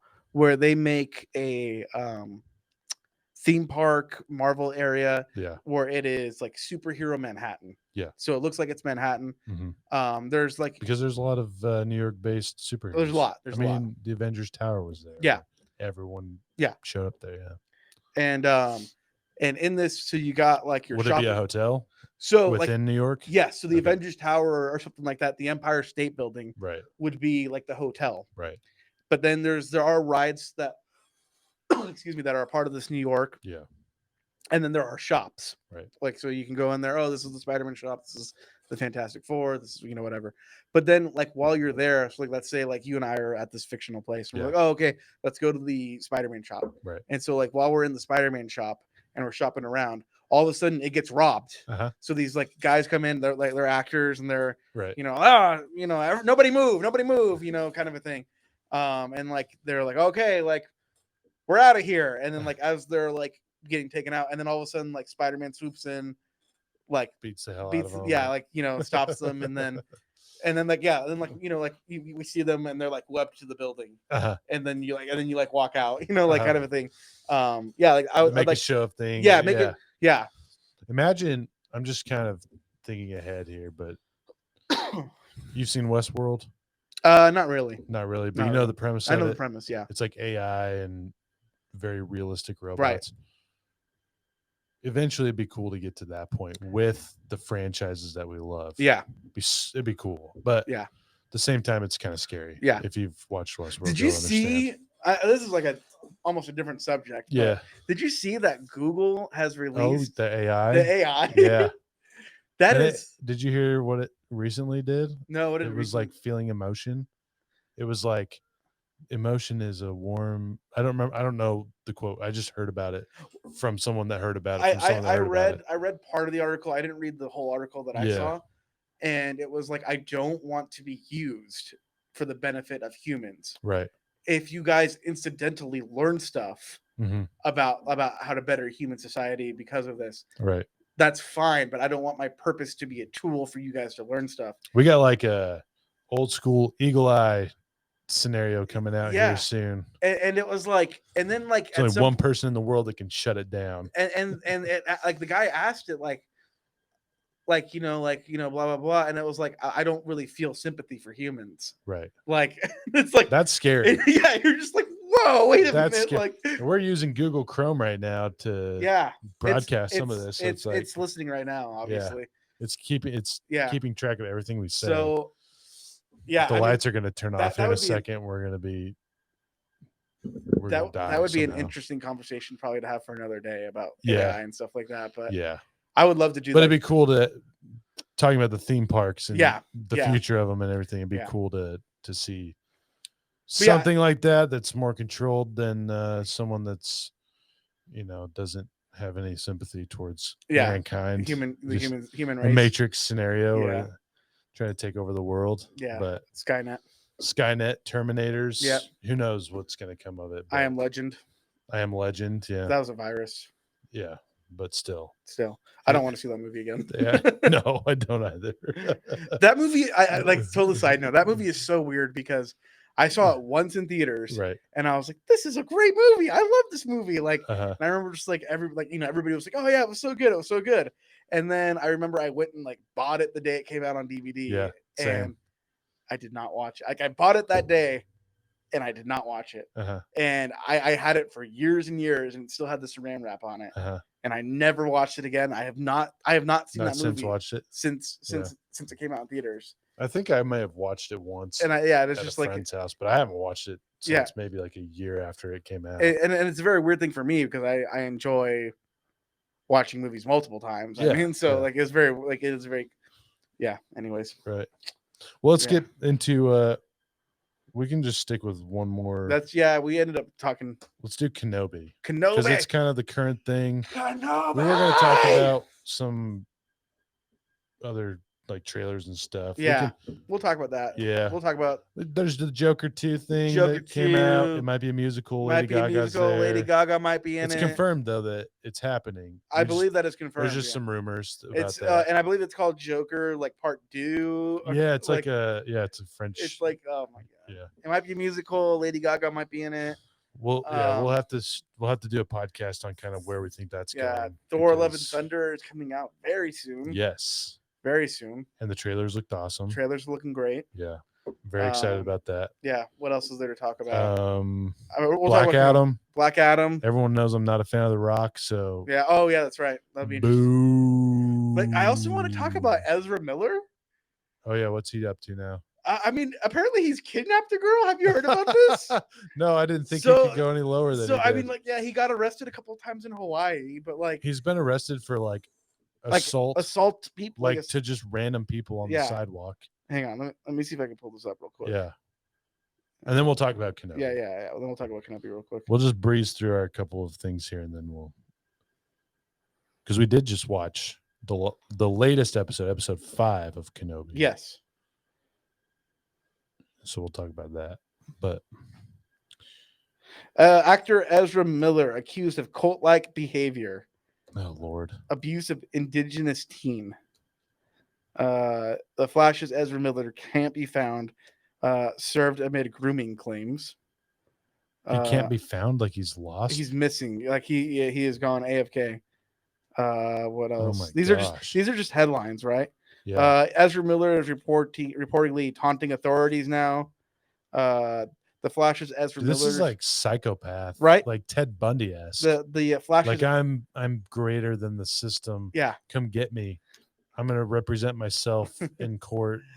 Et cetera, et cetera. The Flash's Ezra Miller's reactions to allegations against them by posting memes. Oh my gosh. I mean, yeah, it's just Ezra Miller kidnapping controversy allegations, a timeline. Let me just say something really fast about this whole thing. Celebrities are in a whole different world of their own. Different tax bracket. Yeah, different tax bracket, different. Yeah, they're not in touch with reality. No, in a lot of ways. No. And I'm not going to go too into that because that's a whole nother topic. That's a whole different thing. But the fact that like the Fantastic Beasts franchise, which I don't think I'm ever going to watch any more of those. Right. I did not watch Secrets of Dumbledore, and I'm not going to. It ended on the second one. I'm done. Oh man, the second one was that's not a good. That's not a good one to end on. No. I will probably. But how are they going to get better? I will probably watch it at some point, but just out of like either hate or just pure boredom. Yeah, I think we should watch The Secrets of Dumbledore. It's on HBO Max. It's on HBO already. Max. I mean, we could just go. It lasted like 3 days. We could just go back to your place right now and just fall asleep watching it. Yeah, and but we should watch it so we can just roast it. Yeah, I do want to add my opinion. I don't mind. A while ago when I was in college. Yeah. Me and my roommates, we used to do Terrible Movie Tuesdays. Right. Where we would watch a terrible movie. On Tuesdays, in case that wasn't self-evident. Well, Terrible Tuesday movies. Yeah. Terrible Movie Tuesday. You are tearing me apart, Lisa. We should do that. Yeah. We should do a Tuesday episode called Terrible Movie Tuesdays. Yeah. And we'll just find something that's bad. One of us thinks is bad. Yeah. We'll watch it, whatever. But anyways, what I was going to say is that one of the things that I hated about Fantastic Beasts is that they recast Johnny Depp. Yes. Because of things going on in his life. Because of all that, yeah.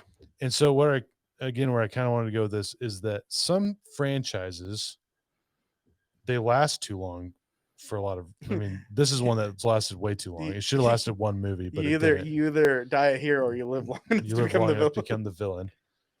But these celebrities, they just have so many things going on in their life, and now recasting people to me is one of my biggest pet peeves of movies. Let me ask you a question though. Yeah, because I have been pretty not shy about how I've been over Harry Potter for quite a bit now. I am about in that same boat. I still cherish the books as they are, as far as like being a part of my and I get that, growing up and everything. Right. But as far as like reading them again, like I don't think I might read them when I have children. See, I had this conversation with a friend of mine a while ago. But I think I might get them into Sanderson first. But I was like, I probably there's a good chance I might not read any potential children in Harry Potter. If they want to read it, if they want to go on their own and find it. I'm not gonna watch it. I was like, I would probably I would rather read them Lord of the Rings, like The Hobbit. I'd rather read them like C.S. Lewis. Right. And just like other I do credit Harry Potter and J.K. Rowling in that for getting me into reading. Yeah. Because that was some of the first dense, like full series things that I looked forward to every year. This is the first thing, like ongoing 7-book thing. If I remember correctly, the 7th book came out 2008. I was gonna say, I believe it came out on a Sunday. It was a Saturday night, Sunday. I got it at midnight. Yeah. I got it at midnight.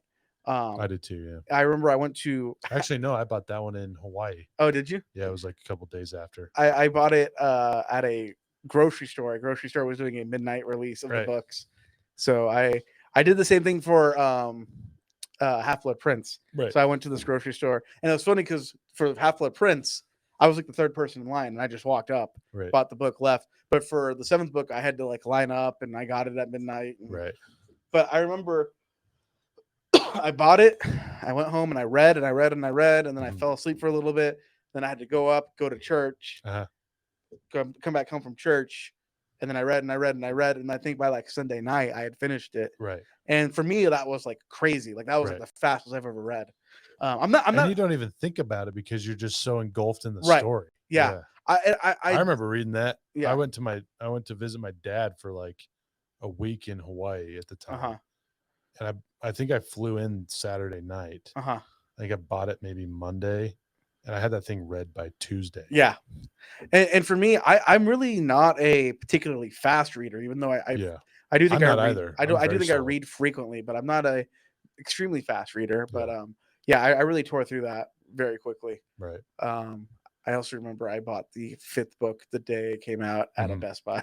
Nice. So, but back to the Ezra Miller stuff. It's just so it's like what do you do? Do you recast him in all these things that he's a part of? Do you recast the Flash? I want to have a whole episode just talking about like, should they even release the Flash at this point? Right. Like they're taking and that goes back to like the State of the Union of DC that we did a while ago, where it's just like they have him in Dumbledore, the Secrets of Dumbledore. I don't know how big of a role he plays in that, but I know he's in it. I mean, I would assume he's the secret of Dumbledore. I think so. I've heard he's, we heard he's a Dumbledore. Yeah, he's a Dumbledore. But we don't know what. Was it a? Anyways, what I wanted to ask you though was, let's pretend like this is the death of Fantastic Beasts for a second. I wish, yes. So let's just pretend like it's dead. They're not doing that anymore. Let's hope. Okay. How would you feel though if, and this is a lot of ifs, but like they got J.K. Rowling to come back, and with J.K. Rowling and a couple of other writers, whatever, they wrote a post Deathly Hallows story. That is not the Cursed Child. The Cursed Child. Get the Cursed Child and burn them all. Yeah, they just completely. That is the worst thing. They don't pay. That's where it started, man. Let's be honest. But they pay no attention to it. Yeah. And they make the story, and then they get Daniel Radcliffe. They get Emma Watson. A series like a couple whether more movies, whether it's a TV series or they bring it to film, or a trilogy, basically. whatever it is. But they get this new story, and they get the original cast back. How would you feel about that? How would you be open to it? But at the same time, I don't trust J.K. Rowling as because my thing is like you got to kill it, man. I mean, my thing is like I really don't care about anything. No.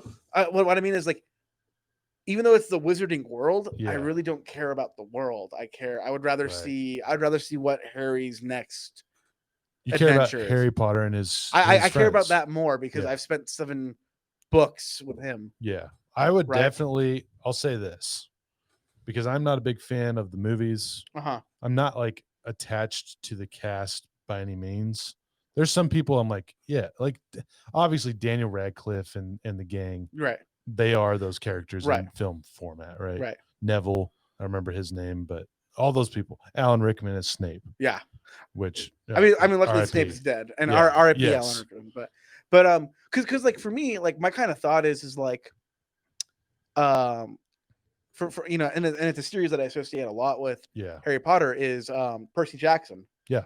So you had the original Percy Jackson books.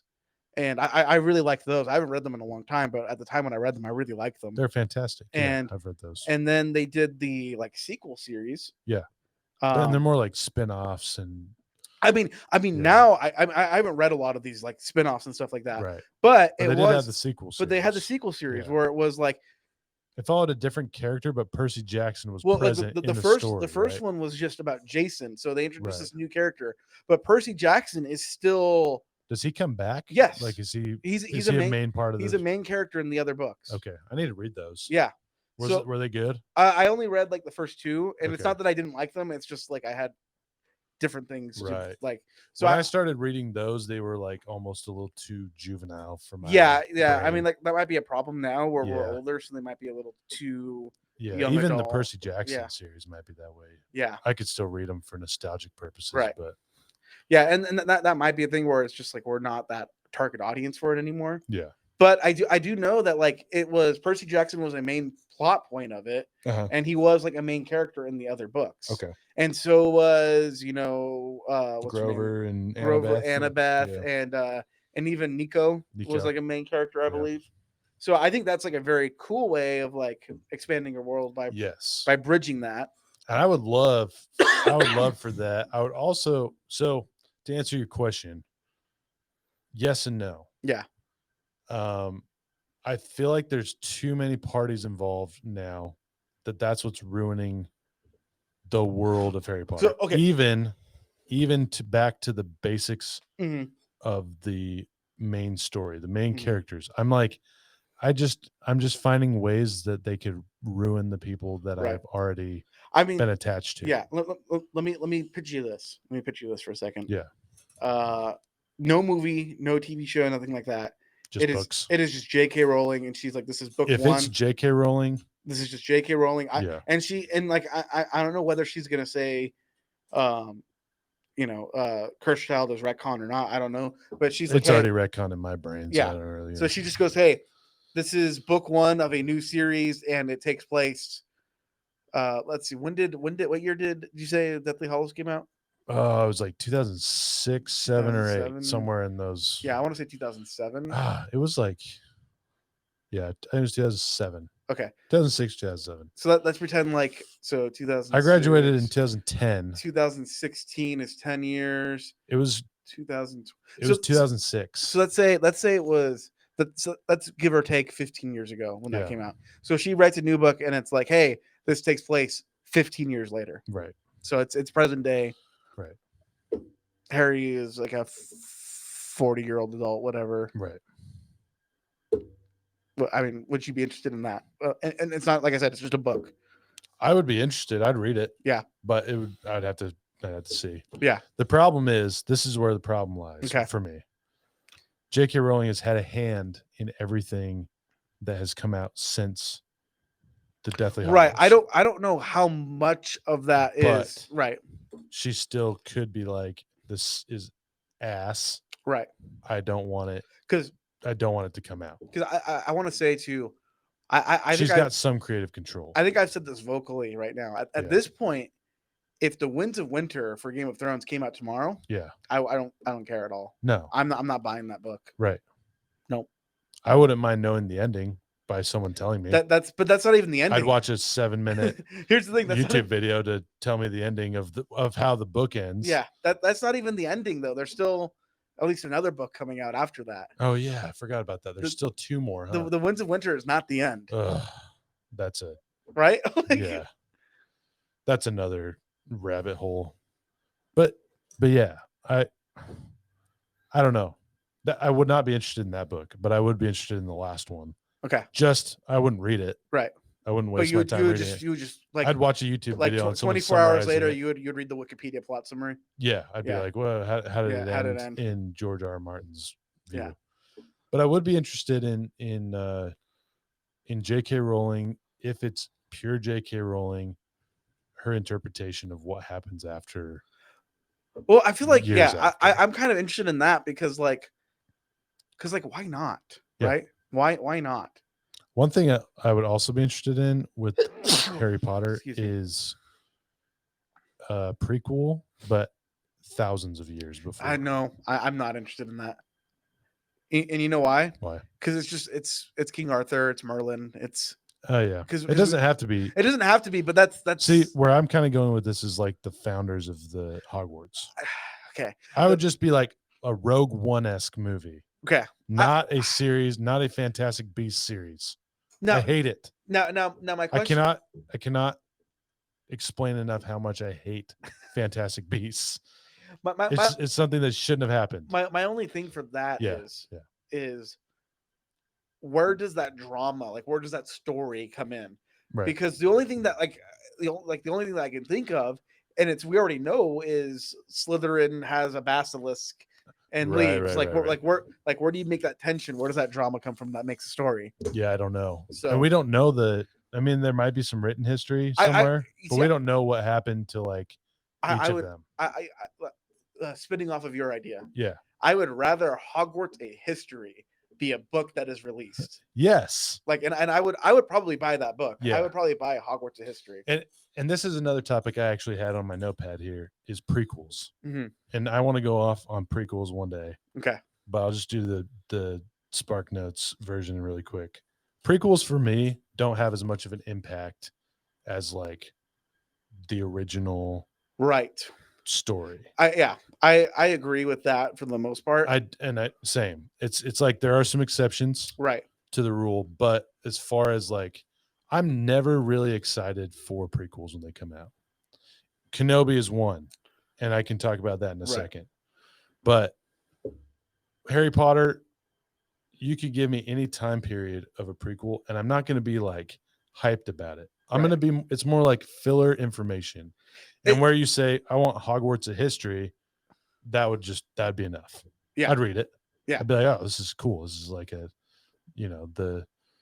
the glossary of Hogwarts. And that's what Fantastic Beasts was. Remember? Yeah, and it should have stayed that way. It was like a textbook. Yeah. And then there was Quidditch throughout the ages. Right. Yeah. I mean, like if at Universal where the Wizarding World theme park is, they just had like Hogwarts a History, the Standard Book of Spells. Yeah. I'll tell you one more. I'll tell you one more thing that has failed and that I don't trust with Harry Potter, and then we'll get on to Kenobi. Okay. One of the problems I have is that the Fantastic Beasts happened, the first one, right? Mm-hmm. And it was decent. Yeah, it was fine. As a standalone movie. Yeah. It's like, oh, cool. And then they brought in the Grindelwald at the end, and it's like, oh, cool, it's Grindelwald. And then they're like, oh, we're going to do a 5-movie thing with Fantastic Beasts. And it's like, why? Right. You just ended the movie. It's done. It's over. Just stop. And then what happened is they created more. And then what happened with that is now you have a lot of plot holes. Well, lots of them. Yeah. And I'm not going to get into that. But that's the problem I have with expanding, because what happened is they create all these plot holes. There's so many things that happened in Fantastic Beasts, even just the Harry Potter series too. But Fantastic Beasts created 1,000 more where it's like, why didn't they just do that in Harry Potter? Why didn't they just do that in Harry Potter? McGonagall's not even born right now. Blah, blah, blah, blah. And so all that stuff just ruins the thing. One of the things that I don't like. Yeah. And this is kind of like almost a tangent, but after the first one, they did not need to be called Fantastic Beasts. No, I hate that. So instead of being like Fantastic Beasts, The Crimes of Grindelwald, Fantastic Beasts, The Secrets of Dumbledore, it's just we have Fantastic Beasts. Yeah. Then we have The Crimes of Grindelwald, and then we have The Secret of Dumbledore. Right. And like and you don't even need to use Newt Scamander as the main character. Yeah, you don't. But like the thing that like drove me crazy was like when like Hunger Games, the movies came out. Yeah. And it was like Hunger Games, and you're like, oh, okay. And then it was like Hunger Games Catching Fire. Yeah. Hunger Games Mockingjay. Like Hunger Games is the name of the first book. Yeah, it was like Hunger Games is just the name of the first book. Yeah. And like there's like a couple of other, but for some reason they have to umbrella everything under a certain, because they don't trust people to know that Catching Fire is the sequel to Hunger Games. It's just, I mean, I get it. You make a brand and then you want to, but like it is like very dumb that like Fantastic Beasts 5. Fantastic Beasts was probably the dumbest name that they could have umbrellaed it in. Yeah. They could have called it like the Wizarding War. Tales of the Wizarding World, or Yeah. Hogwarts a History, Fantastic Beasts and Where to Find Them. Yeah. Hogwarts a History, Crimes of Grindelwald. Hogwarts a History would have been a much more acceptable umbrella term. Yeah. That would have been acceptable, but whatever. Let's get into Kenobi real quick. Okay. You got time? We got time, right? Okay. I got time.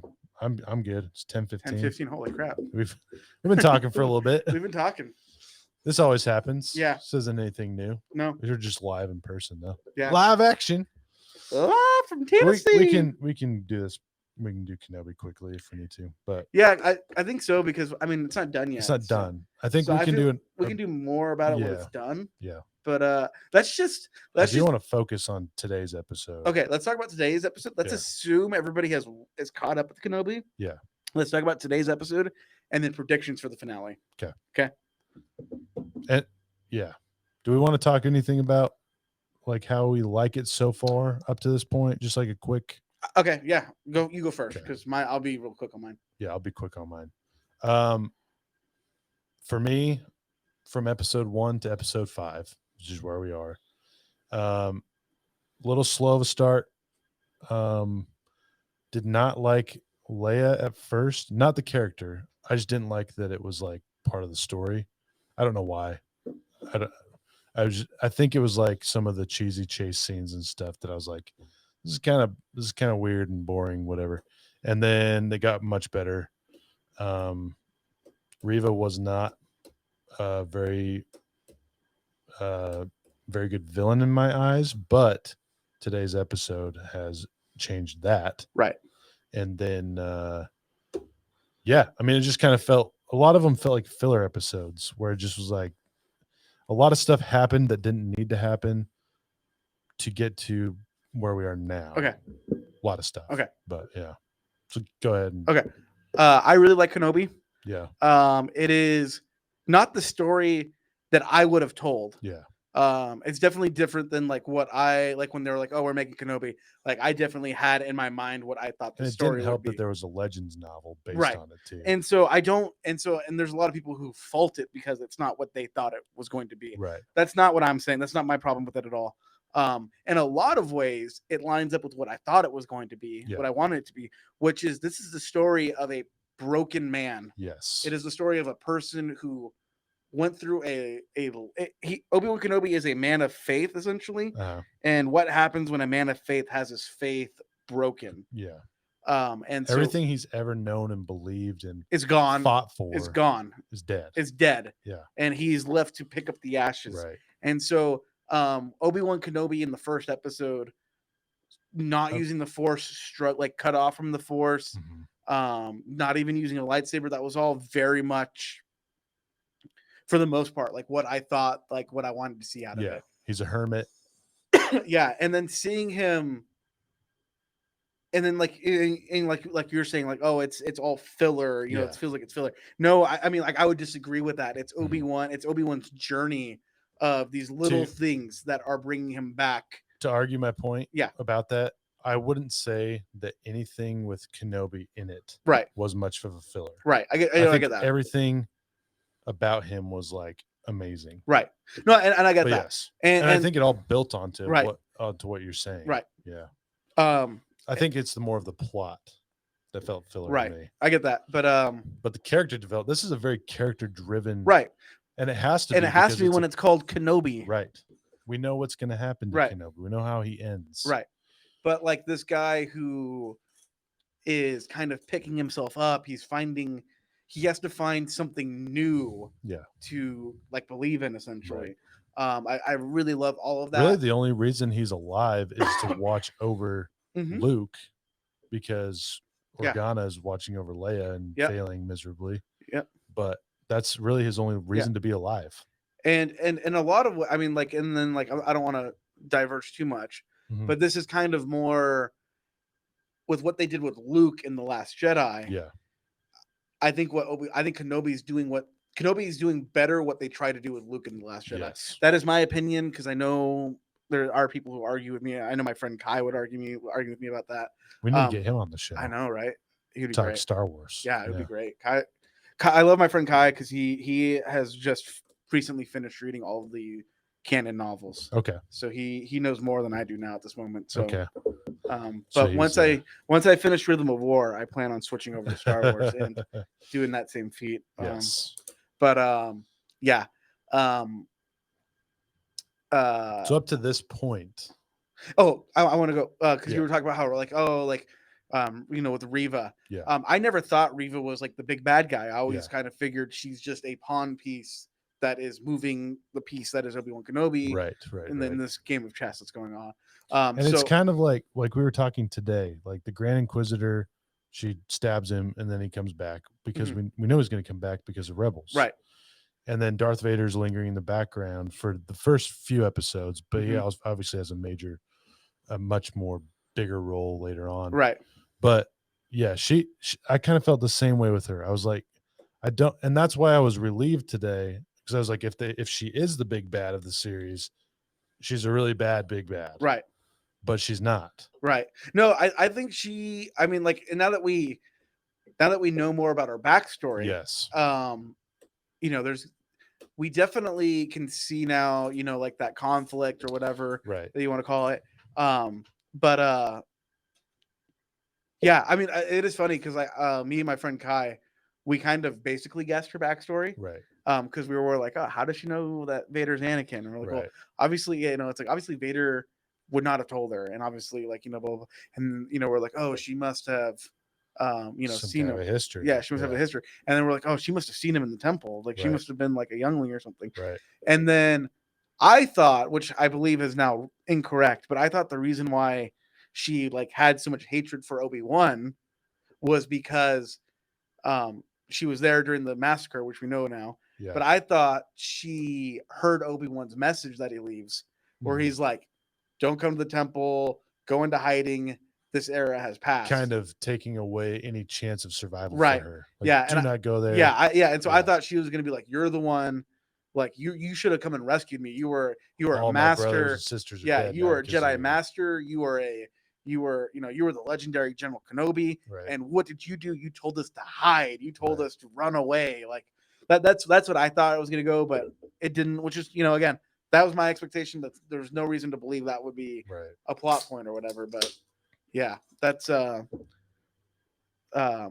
yeah, her being like this, a survivor of Order 66, you know, is, you know, adds like, you know, more depth to her and adds this, it also story. Adds like, I mean, now I'm more curious about like, how did she was obviously stabbed. Yeah. By Anakin. And Anakin remembers. Yeah. Like that's the other thing too. It's like, oh, he must not like realize. And he was like, no, like this has been for me. So keep going. I'll say this in a second. No, yeah. Because this is like my final thought. Yeah. So, no, this was great. But yeah, I do think we're gonna get, so next week is the final episode. Yeah. So I guess predictions real quick. I do think we are gonna get another Vader Obi-Wan fight. Right.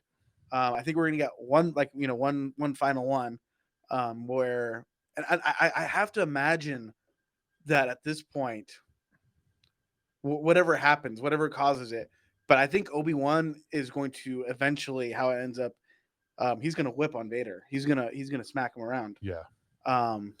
And to that point, I heard a lot of criticism with them meeting up again, because in A New Hope he says, when last we met, I was the learner. I was the learner. When I last met you, I was the learner. Now I am the master. Right. Yes. And so I'm kind of with you on that, where I think Obi-Wan's gonna like really kick it up a notch. I don't know what it, I don't know if it's gonna be like Vader is going to like gets his hands on Leia. Yeah. Or, you know, does I mean, I don't think that would happen where the third sister tells Vader about like a child on Tatooine, because she's kind of doing her own thing now. So I don't know if it's something like that, but like where like I think it's gonna be like a very similar to like Darth Maul. Yeah. When he comes to Tatooine and Rebels, where he's like, I have to fight because my mission is to protect these children. Right. So I think that's what's going to happen, and Vader won't understand that, obviously, but because he's really hell bent on just killing. He's on his revenge. He's on his revenge mission. He's got his blinders on and has no idea, and that's what's going to be interesting with Reva finding out about Luke and finding out that they're his kids. Yeah, I'm assuming she's going to find out that that's. I'm curious what she does with that information. Yeah, because obviously he doesn't know. I wonder if he doesn't find out, at least as far as I know. He chose not to, because he was like, oh, there's just something's changed, something's bad, like, and he's like, it's probably nothing. Right. And again, like, because Obi-Wan still doesn't trust that Force. He doesn't want that responsibility still. He's still hesitant because of it. But yeah, I don't know if it's because Reva knows that means Obi-Wan like has to kill her, or something else happen. I mean, there's something. Yeah. And that, like, him protecting the children, that might be the overlying factor of why he would kill her. Yeah, that's the catalyst of why he would. I think he's gonna go ham because I think Vader is gonna threaten Leia. Yeah, and that's gonna cause Obi-Wan to just stomp on him, and then I think the same thing happens in Tatooine with Reva and Luke, where he's like, oh, I gotta take out this But yeah, what you were saying, or what I was trying to say with the oh man, I lost my train of thought. But with their meeting in A New Hope, I do think that the criticism that it's got, like, oh, this is taking away that moment when they meet up in A New Hope, where he says that I was the learner and you were I'm the master. I think we're gonna get because we just got the flashback scene where Obi-Wan basically beats him and says, like, you're too keen on, or you're too focused on victory. Yeah, you're a great warrior, but you're too focused on victory. And I think we're gonna get another version of that fight. Yeah, where he's gonna outsmart him, outplay him again for the however many times he's done that, and so it makes that conversation in A New Hope relevant still. Right. Oh yeah. Because he'll still look at it like he's still ahead of me. It's been 10 years since Revenge of the Sith. It makes A New Hope look like the end of the revenge story. Right. Well, here's the thing, right? We meet again, So between episode 3, Revenge of the Sith, and A New Hope, that's 19 years. Right. So I mean, like 20 years basically. Okay. Yeah. So, and right in the middle, 10 years is Kenobi. Yeah. So Vader has another 10 years to engross himself in the dark side to feel like he's really progressed now. And he's got the motivation of another defeat. Yeah. Yeah.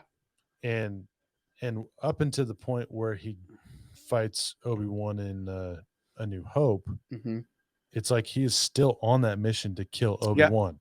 For sure. It makes a different, it gives Darth Vader a different feel. And that's where I wanted to go with this whole thing. I am what you made me. Right. This we've seen a little bit of Darth Vader. I think Darth Vader is one of the characters that we have not seen enough of. Oh yeah. In Star Wars. But I mean, I think that was episode 3. Yeah. Where he drags him through the fire. Where he drags him, just breaks a kid's neck when he's walking by. Oh my gosh. I mean, all of everything we've seen from Vader in this series has set a completely different tone. Yeah. We got like the Rogue One. That was like the first time where we saw him going nuts. But then but this time it's like merciless. Yeah. Like, I don't give a rat's ass about any of you. He is there just to kill Kenobi. Yeah. Like, that is what everyone there is just meeting. They're either they are obstacles in his way. Yeah. And he's using he's not even looking at him. He's just dead, dragging a lady, and there's like a daughter that's there that watches her parents die, and it's like, oh my god, what are you doing, dude? Okay. And then in this episode we see him stop the ship, and pull it back down, and I'm like, yes, because I'm like, I don't want to hear any more about Star Killer from Force Unleashed. I hate that game, and man, so like, okay, cool. I'm so glad that we saw Vader do that. Right. Oh, that cool. was awesome. Yeah, that was awesome. But yeah, so Vader, for me, Obi-Wan has been probably the centerpiece for me. Yeah. Seeing how everything has. What I'll just say this to wrap it up for my thoughts. Right. As a whole, so far, it's like a good series.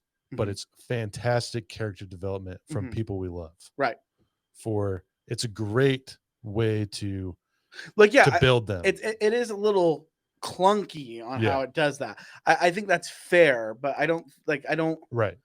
Yeah. But as I'm just saying, like, as far as the show goes, I'm not as interested in like all the little side stuff going on. I'm more interested in where's Obi-Wan? What is he feeling? What is he? I mean, there was the moment with Leia where he's talking about her mother, and he's talking about Padme. and he is feeling something in that moment. And that's where it's like, damn, this show has got some pulling some heartstrings. He goes, "Oh, you just remind me of somebody I used to know." Right. Oh, were they a Jedi? No, she was a leader. Right. She died.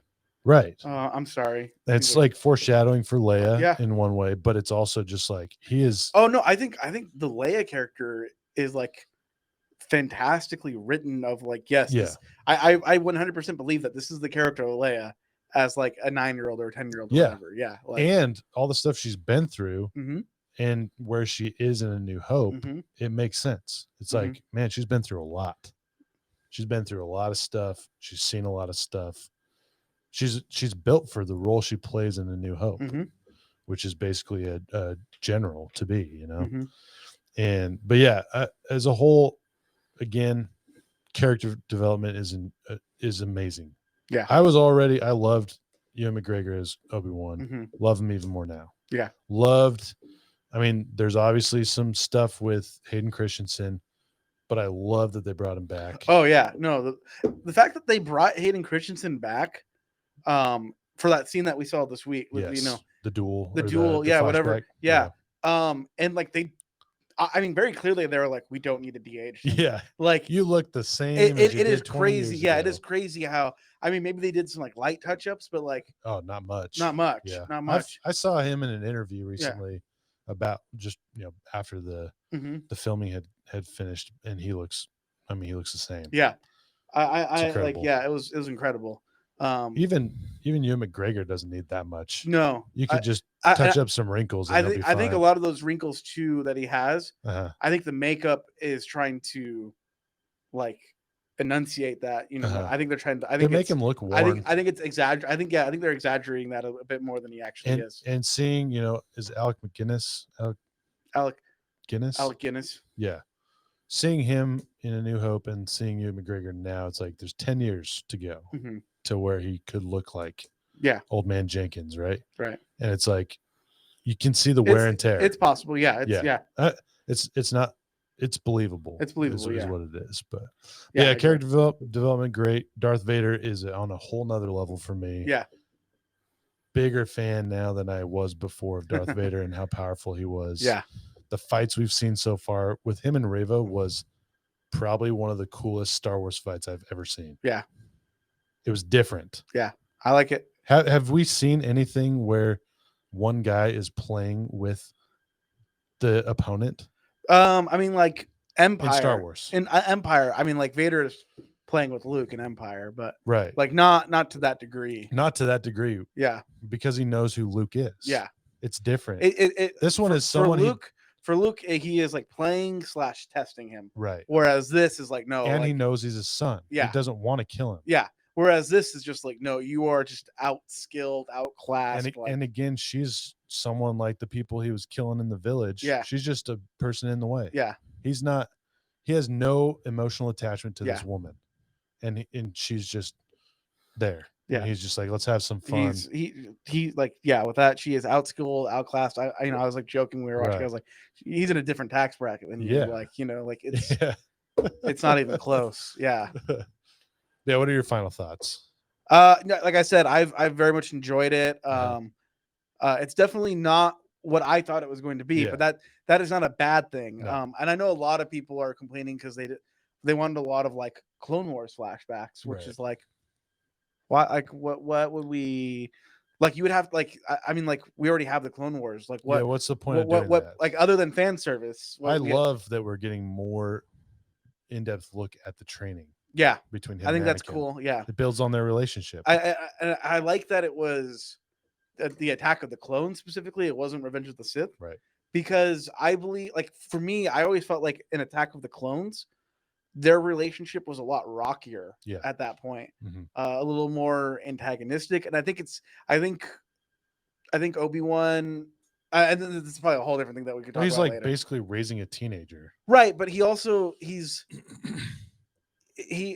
to train the chosen one. Yeah. So he might be feeling a little self-conscious about that. Right. He might be feeling self-conscious during that duel. His Padawan is just straight up, almost outperforming him. That might be hard for Obi-Wan to kind of handle and deal with. And I think that kind of. So I think that might lead to Obi-Wan being short with Anakin, and Anakin doesn't deal well with that, and it kind of leads into that kind of a thing. Right. But yeah, I mean, I that's very interesting. Sorry, I'm just like no, yeah. It's wheels are always spinning in my head. Yeah. So one last thing I want to point out, which I think will kind of play into our predictions. Mm-hmm.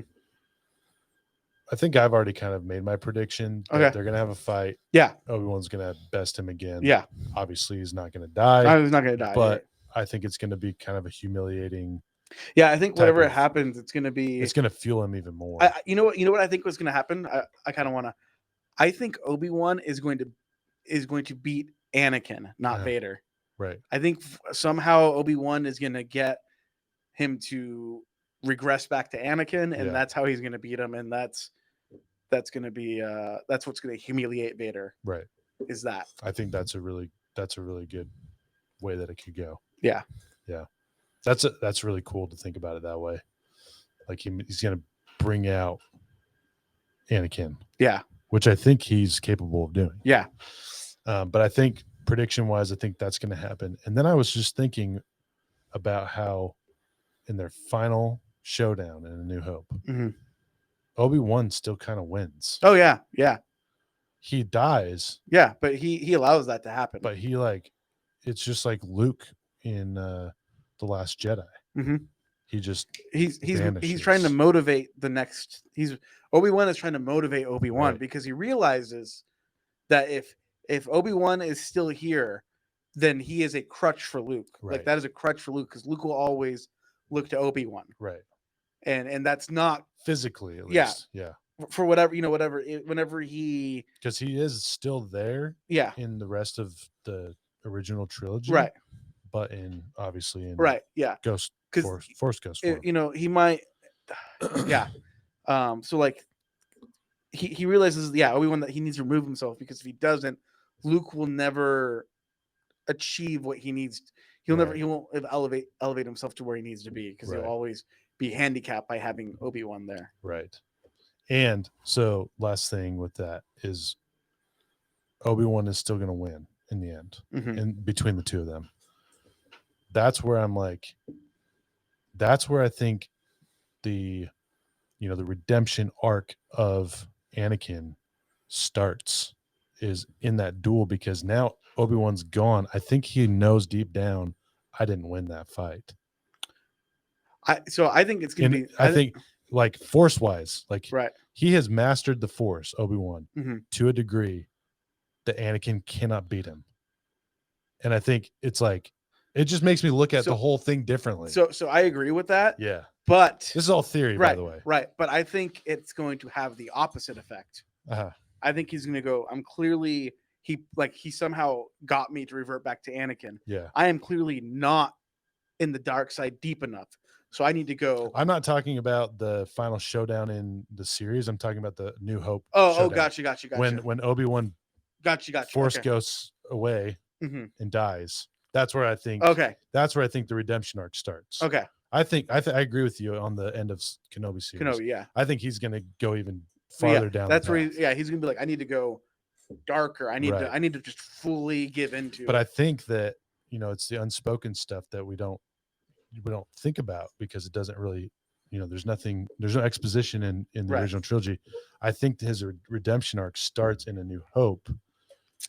Not when he finds out he has kids, but in A New Hope when he's like, I did not beat this guy who I've been, spending 20 years of my life trying to get strong enough to beat him. I still lost. Mm-hmm. There's more, maybe the light side is the right. You know what I mean? Yeah. I mean, I don't know. Yeah. Because he went down the dark side for certain reasons. And now it's like, I was wrong. Yeah. He might have had, maybe something like that happens. I don't know. Yeah. Just looking at this series kind of made me think that way. Right. Which I like that. I think that adds so much more depth to everything. So their relationship is all. Yeah. Predictions for you. That's good. Yeah. For the final episode. Yeah. Another showdown, another Obi-Wan is what is he? 3 for 3 now? He'll be 3 for 3. 3 for 3. Well, I'm gonna give him. Anakin gave him a good run for his money in Episode 3.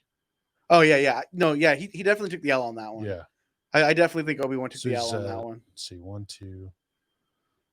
Yeah, so he's 2 for 3. 2 for 3, I think is probably what he'll be. It's a 7-game series. He's 2 and 1. Gotta win 3. The fourth one, A New Hope, that I guess I ended in a draw. That was yeah. Yeah, it was a draw. I mean, I think Obi-Wan took the win. I think Obi-Wan takes a win in like a. He was an old man though. In a non-literal win, because I think part of the reason is Obi-Wan knew he was going to die either way. I don't think he thought he was going to win. So yeah. And Anakin is so focused on the physical fight, and I think that's where he was wrong. You know what I mean? He wasn't ever focused enough, right? Yeah, to win. Yeah, just like we heard today. Yeah, you're too focused on the victory, physical victory. Yeah, everything's like. I mean, and like it also, he was in the Jedi, he was a guardian, so a lot of his Force abilities. He's a warrior. Yeah, we're more physical based, whereas somebody like Luke or Yoda, who are like a counselor, they're more about like the living Force and more about Qui-Gon is one too. Yeah. Well, that's very interesting. Well, I think that's is that good for today? That's good for today, I think, right? Yeah. Our very first live episode. Yeah. So go ahead before we end off. Yeah. Give us a like, subscribe if you haven't already. Watch this on. We're gonna put this on YouTube now too. We're gonna put this on YouTube. We're gonna start live streaming to YouTube. So I don't think there's a big chunk that isn't there, and I can work on getting that up. But we'll figure that out. I don't think we're ready to really talk about it just yet, but we're talking about some moderately interesting spin-offs. Yeah. Some new shows. Some new shows are in the pipeline right now. And we'll test some of those out on here. And, and see if we can get a good flow. And please, if you haven't already, like, subscribe, review. Yep. Drop us a line on Instagram or something like that, because we would love to answer your question. Yes. And have Mitch and I talk about it for any length of time. 4.5 hours. Yep. And make sure you let your friends know that, hey, there's this podcast, and they got dog water. They're gonna have the 100 million people project, and it's going on for 10,000 episodes. So get on that. And that's how you'll get a part of the $100 million. Yeah. So you get your friends, and then they each pay $1. The best thing is that this is being videoed, and they just all saw my pyramid. It's not a pyramid scheme. It's not even a scheme. It's all right. Well, that's the Moderately Interesting Podcast. Yeah. Here on the day of is it the 15th of June? The year of our Lord. The year of our Lord 2022. 2022, and it's 22:43. It's 22:43 right now. Do you have military time? Oh yeah. Yeah. Yeah, buddy. Oh yeah. I've been doing that since Spain, I think. Yeah, pretty much. Yeah. All right. Yeah, that's all. Make sure to tip your lifeguards, folks. Hey, Elon Musk, that money that you spent on Twitter could go towards a nice shiny Iron Man suit. Yeah. Or, if you want to give $100 million, you can only donate $1. Unfortunately, Elon Musk can only donate $1 to you. Well, you can do it 100 million times. No, just once. No, each time we renew it. Oh yeah. Yeah. Yeah. Fair. Yeah. So, all right. Bye. Bye.